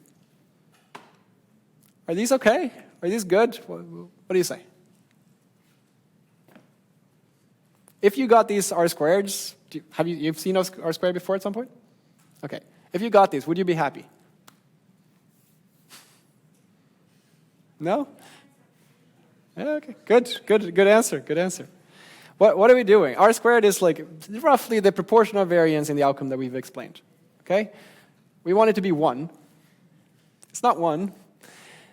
But think of what we're doing here, right? We're trying to predict what income a person will have 10 years from now based on 4 variables. I don't know. That's going to be tough. That's going to be tough. So does that mean that it's over for us? We'll see. So what we will go ahead and do now is to use this no matter what the R-squared is, and you'll see what happens a little bit later. And we will predict our outcomes for the test set so that we can impute the Kate and the 8. So if we then, what we're going to do now is to predict for everyone in our test set, not just the controls using the control function and not just for the treated using the treated function, but for everyone, we're going to use our treated function and our control function to predict what the outcome would be. Okay, that will be our Kate. And Kate, as you will know or will understand, is the effect that we've estimated for each individual based on what values of these adjustment variables they have. The average treatment effect should just be the average of Kate. So we will do that. Okay. I'm going to steal a little bit of this thing here. Okay, so the ATE for a ridge estimator. Thank you. will be $26,000. Okay? It's different. Is it better? How would you know? Right? So, how would you know? Well, in reality, you have to do a lot of different checks to understand whether you've done a good job estimating something or not. Right? You don't have the ground truth. Right? We don't have the causal effects. We have no samples of it. So what's the gold standard? If you can imagine doing anything, what would the gold standard be of trying to get a number that you can compare this to?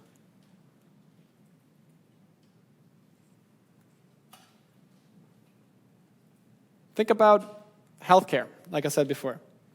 I can try and estimate this for patients. What could I do to try and get a number that I can compare my estimate to? Yeah. Yeah, run a trial, exactly. Exactly. So what would that mean in our case? Gather up 50,000 people, force half of them to study randomly for a year, and then force the other half not to study. It's not easy. It could be done, I suppose. That's the equivalence that we were talking about here. I mean, that's how we collect ground truth, is that we do experiments. And that's why this is so hard. That's why causality is hard, right? Because the numbers that we get, we are only relying on our assumptions and our sort of controls for model fit and things like that, right? And we already saw that our model fit is not exactly amazing. But it might not matter. So, okay, these were the R-squareds. We got some kind of estimate for the average treatment effect. But we can try a different model. We just use a ridge regression here. Maybe we'll get something different if we use a more powerful model. So what if we just copy this whole thing and we change it? We change it to a random forest instead. So instead of an alpha parameter, we will have some limit on how many samples you can have in your leaf so you don't split too much. We'll put a random forest regressor here instead to estimate our potential outcomes. And then we'll just rename everything RF instead of R. So let's get all our R's. Put an F there. Did I miss anything? It looks okay. Okay. It'll take a little bit longer to run. So, as I said before, we shouldn't expect it to be easy to predict the outcome, 10 years from now, the income of a person 10 years from now. And as we see here, it wasn't exactly easier with random forest either. We got a R-squares of 0.2 and 0.05, so we didn't even get any better. What if we estimate the effects then? We can do the same thing as we did before. Just put some F's in front of the R's. Oops, random forest. Ballpark same. Okay, so these are estimates that come from slightly different models, or quite different models actually, a random forest and a ridge regression, but they're comparable in their size. So again, we won't really know until we try something, but we are using a simulator, right? So I can actually perform a clinical trial, or the equivalent anyway. All right. So something that I won't be able to talk about today because we don't have that much time left is how do you reason about the accuracy of these numbers? And what I mean is we've made some assumptions. We've made assumptions about what the parents or the direct causes of treatments are. What if you're wrong? What if there's a variable that is also a cause of treatment that you don't have in your data? Well, you can perform something called sensitivity analysis, which allows you to reason about the strength of the effect such a variable might have on the treatment selection. For example, I'm a doctor, let's say. I'm considering between 2 drugs for rheumatoid arthritis for a patient that I have. And I'm telling you that basically I made this choice based on, I don't know, their current disease activity and their prior treatments. Okay. Then I forgot that actually I base it also on insurance. What can you do as an analyst? Well, you can reason about how much would knowing insurance change the probability of receiving a certain treatment. To what extent does the probability of the treatment selected by the doctor depend on insurance? Can it change by a factor 2? Can you be twice as likely to get a certain drug if you have a certain insurance? If you can put a limit on how large such an effect could be, then you can also place a limit on how wrong you are. And that's what sensitivity analysis tries to do. So there, you can get not just the average treatment effect, but you can get a range. You can get an interval saying that if I'm right about how sensitive treatment choice is to the unobserved variables, then my estimate should, or the true effect should lay in a certain interval. Okay. We got a great question before from the audience, which was, why don't you just adjust for everything? Right? Let's do that. So if we get all of our x columns, except leaving out the current income again, so let's see, C for C in x cos, if not, C equals income current. So we keep all of the context variables, let's say, and then we can say that our adjustment set will be the training set for these variables, and our test set for that, and just look at what that is. Okay, so now we have many more things, right? This will be our adjustment set now, and we can fit our regression again. So let's just take a ridge regression from before. We'll copy it down here. And now I'm going to add an X to everywhere. Ugh. So we're using an extended variable set is the meaning of this. Okay. Let's see, did I do that right? Seems okay. Thank you. Awesome. Okay. Yeah, that looks fine. Okay, let's see what happens. It's going to take a little bit longer because we have more variables. Hopefully not too long. I mean, we're not doing a huge grid search, but yeah. So what do you think is going to happen? I'm going to hide it. Better R squared? How many think better R squared? Why? Sorry? Gut feel. Good. Well, we're using more information, right? I mean, we're using more variables to predict the income 10 years from now, so it kind of makes sense. And sure enough, we get, at least for one of them, we get a better result. So here, I don't know if you remember what this was. It used to be 19 or something. Yeah, okay. So we have a better R squared for the treatment group. Nothing really, the control group, right? Yeah. Nothing really changed for the treatment group. But, hey, that's life, I guess. So this could be a better model, right? Because we have a higher R squared. But let's see what happens if we include income current as well. So just say that it's xcall instead.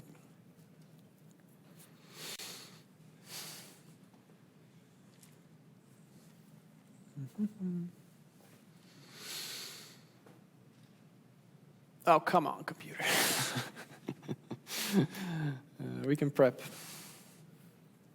What? What? 42 from 19? That's awesome. Such a good R squared, right? Well, not really. Because we know that this model is not correct. We know that we've included a post-treatment variable. So most likely, we're going to introduce more bias in our estimate of the effect. So if you gave me these two models, and you told me, hey, look, I estimated causal effects using these two models. One has R squared 42, and one has 19. You can't go by that. We know that. So you have to be careful, right? You can't do this automatically. You have to rely on domain expertise to understand what the causal structure is. So let's look at what our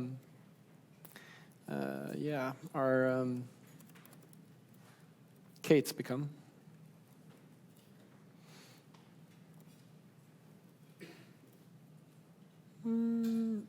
No, Ridge. Did you spot it already before me? Oh yeah, next. $31,000? It's a lot more. So we get quite a different estimate. If you compare to when we had, no change in the, when we changed from ridge regression to random forest, the difference wasn't that huge between the estimates. And now that we included new adjustment variables, in particular when we included the income, we get quite a big difference. And so again, this is kind of saying that, the R squared might be, better for this model because we're better at predicting the outcome. But on the other hand, we're not better off necessarily predicting the effect of the treatment.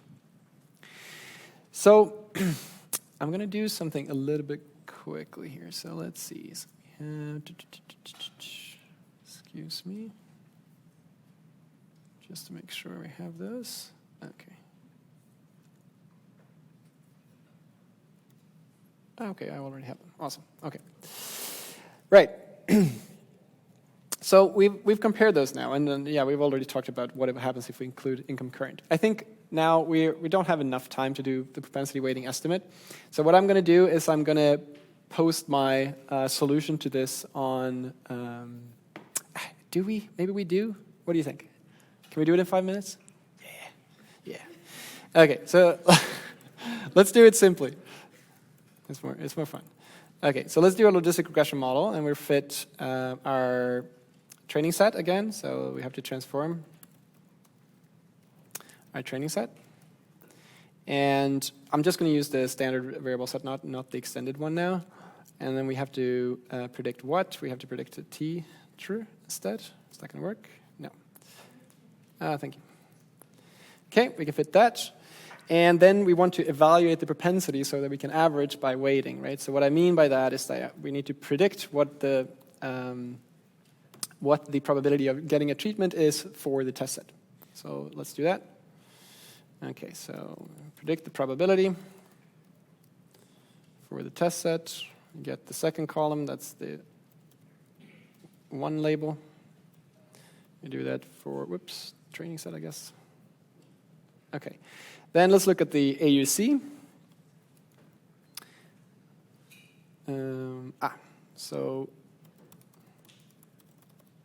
Okay. So what are we going to compare? We're going to compare the true labels to the predictions made by the model. And so here we've predicted all the probabilities for the test set, right? Oops. What did I miss? Okay. Aha. That's pretty good. We have an AUC of 0.84 for predicting the treatment assignments, so we are pretty good at discriminating who gets treatment and who doesn't. Or at least we're good at ordering them and how likely they are. So I'm not going to do a random forest, though. That's pushing it.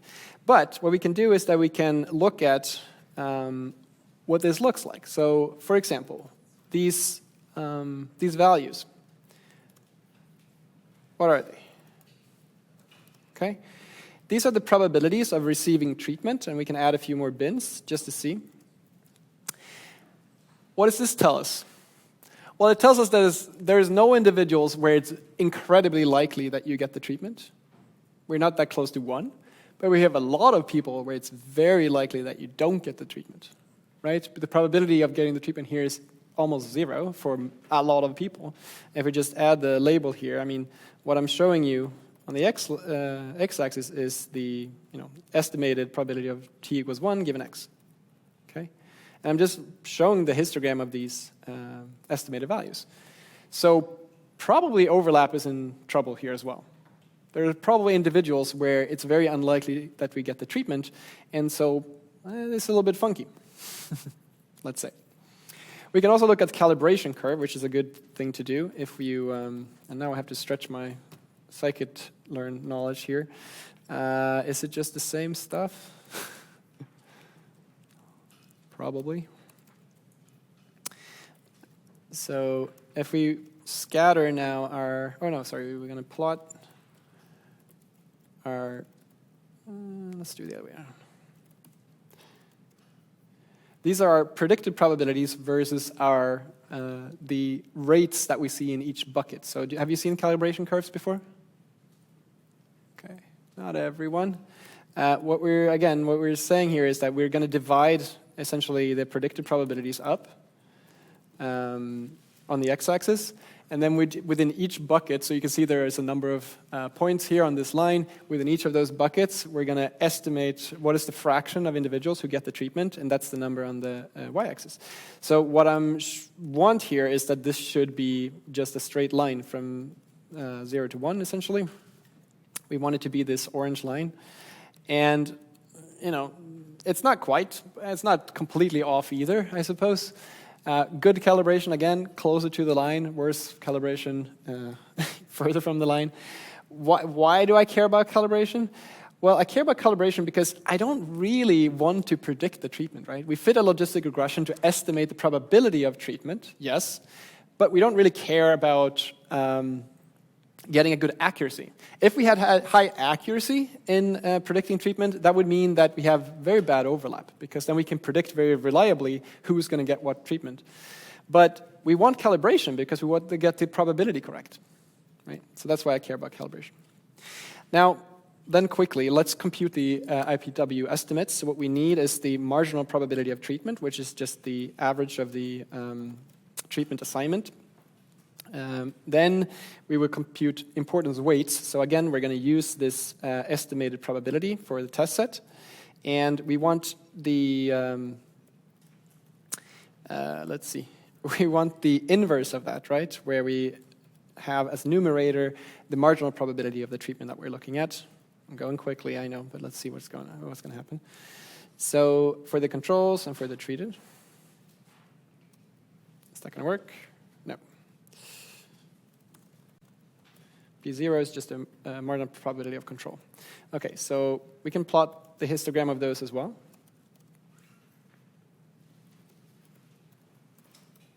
Now, what I'm showing here is the weights that we would assign to samples in our weighted estimator.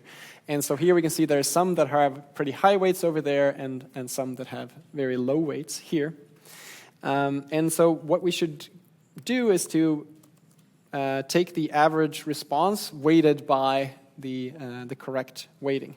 So we need to take the income variable, multiply that by the inverse propensity weight, and we should do that for the controls here. And then we take the difference, and then we take the difference between that for the treated and for the controls. Chances are I did something really going too quickly. Okay, let's see.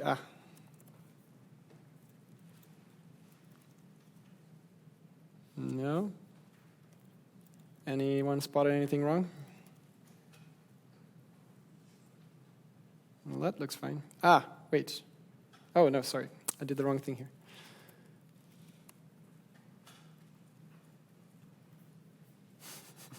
If you just told me you did this wrong, I would be very impressed. Okay, so this looks really weird, right? Let's see if we did something weird, but I also have a reason why that might be funky. So something that you will see a lot of the time when you do inverse propensity weighting is that some weights will be huge. And I'm wondering if that's something that has happened now. So let's plot the other weights as well. Is my time up? Yeah, so some people got tiny or very, very high propensities, basically. And, oh wait, hang on, I made a mistake here, okay. Hey, there you go, okay. Nevertheless, our ATE is very different. So here what I wanted was the probability of control, here I wanted the probability of treatment, but our ATE estimate using inverse propensity weighting is very far from the ones that we had before. And if you see infinite samples and you have an adjustment set, they should actually be the same. So something is probably wrong. We're getting the wrong sign for starters. Here we're saying you're going to lose money if you study. That seems odd. Yeah, so something is a little bit weird. And does that look right? No, not really. So what we can do then is something which is called a Hagic estimator or a normalized estimator, where we just take the inverse propensity weights and we normalize them by the mean. And this has a reason, and now I'm a little bit afraid I'm going to get a weird estimate anyway, because we've been going quickly. But it has a reason, because essentially the variance of this estimator is huge.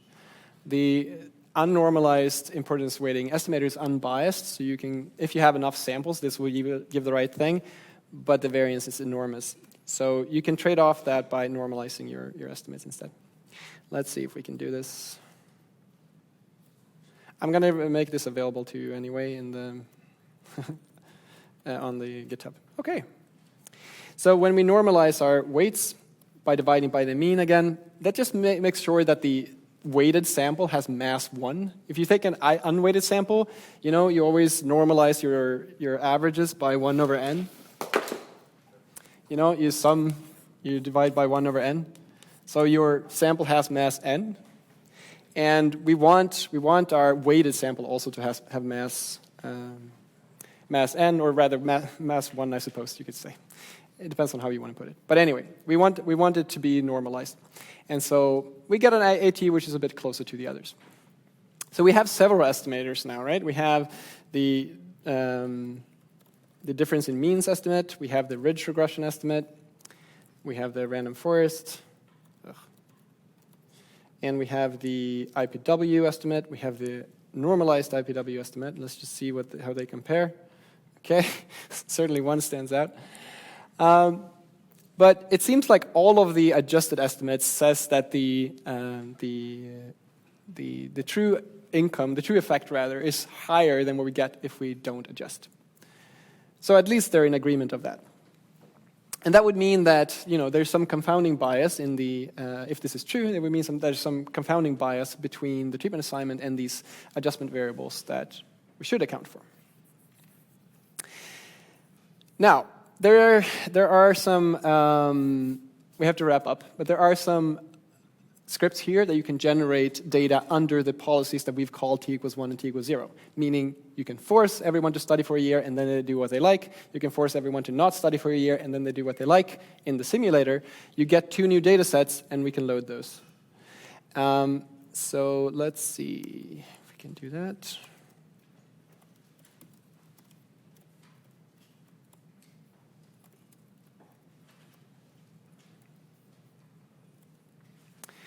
Okay, and then we have to restrict the populations in the same way we did before. I'm just going to go up, if you excuse the scrolling.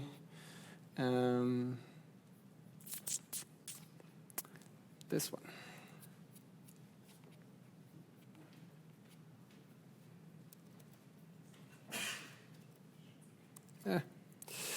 Okay, d of 1, d of 0. I guess we can do that. So we're going to restrict our populations again to those over 20 and below 25 or 55, and then we can just look at the mean incomes. And now I'm really curious: are we going to get something close? Thank you. What do you think? So it's called on P here for on policy. Okay, it's higher. So, this is the result you get if you actually force people to study in the simulator. You take the average income for those who study full-time versus those who didn't. So what we can see is, well, we didn't get it exactly right. Actually, in my testing of this, I've gotten closer, so I'm a little bit curious why I didn't. But these at least pointed in the right direction. These were our regression adjustment estimates. They were at least closer to the truth than the unadjusted estimate was. We should also think about what we've been doing here a little bit. How close a priori do you think we would be able to do this? Right? Like in the real world, I mean. Do you think you could guess within a couple thousand what the effect of something like that is? Like even if you get data. I'm not saying this is not an excuse to get it wrong, right? This is just like, even in the real world, we should be much more uncertain about our assumptions on the data than the regression or the quality of the models and so on. So if I got within a couple thousand, I'd be very happy. Granted, if you go by that logic, even the unadjusted estimate would be within a couple thousand. So we should maybe shoot a little bit higher. As I said, we have to wrap up now. But this notebook as is, I'm going to share this, of course, if you haven't followed along. And I'm going to make sure that we didn't make any kind of stupid issues along the way. As I said, I got sort of closer numbers when I was testing this, but you know, it's demo day, so who knows what's going to happen. The important thing is that you've seen the basic process of going from quantity that we want to estimate to adjustment set to method and then to estimate. And that's the recipe is the important thing here, right? What we haven't been able to talk about so much today, I'm going to get back here, is, where are we now? We've learned a couple methods and so on. But there are, of course, more advanced methods than what we've used here today. I didn't talk much about sort of state-of-the-art machine learning for this. These are very classical methods that I was using here. I mean, you could argue that this is not machine learning, this is just statistics. But in principle, you could use any machine learning estimator for the propensity score and for the regressions. And the better you can fit the data, modulo that you've actually picked the right adjustment set, the better you'll do. So there are ways that combine propensity adjustment and regression adjustment. These are called doubly robust methods, and there's a huge literature on how to do that efficiently. There are neural network architectures, and that's where I started in causality, was to develop architectures that estimate causal effects well using neural networks. And so there's a big literature here. I've left a couple of references you can look at. And this student in Michaela van der Schaar's lab, Alicia Kurt, she's done an amazing job implementing a billion of these different networks. So have a look there if you're curious how to do that. But there are also many stones left unturned here. Of course, as I said before, we can't fit an entire causality course into 3 hours, unfortunately. I'm struggling to do that in 8 weeks normally in my causality course at Chalmers. So one important thing that I regret that we couldn't do was what I alluded to in the end there. How can we give some kind of guarantee, even if we're a little bit wrong about our assumptions, how can we say this is broadly the interval where you should expect the true effect to lie? And that relates to this idea of partial identifiability, that maybe we don't have all the confounders in our data set, but we can at least reason about the effects that unobserved confounders might have. And that related to sensitivity analysis that I said before. But I also didn't explore at all other criteria that we could use for identifiability. We use only parent adjustment here, right? But there are other ways that we can do this. So, couldn't do everything today. I've already shown a couple of books, I think, earlier. Judea Pearl's book on causality, as we heard before, is the Bible. I think that's still true. But it's tailored to a certain kind of question. I think it goes more into the structural conditions and so on, and less to the estimation and machine learning. So if we want to do that, maybe the rightmost one is a little bit closer to what I've been talking about today. These two in the middle are maybe more from the econometric sort of potential outcomes literature. So, depending on what you want to do, then you can pick either of these. And again, this Brady Neal student that I mentioned before, he has a book, like a guide for choosing the right causality book. You can check that out.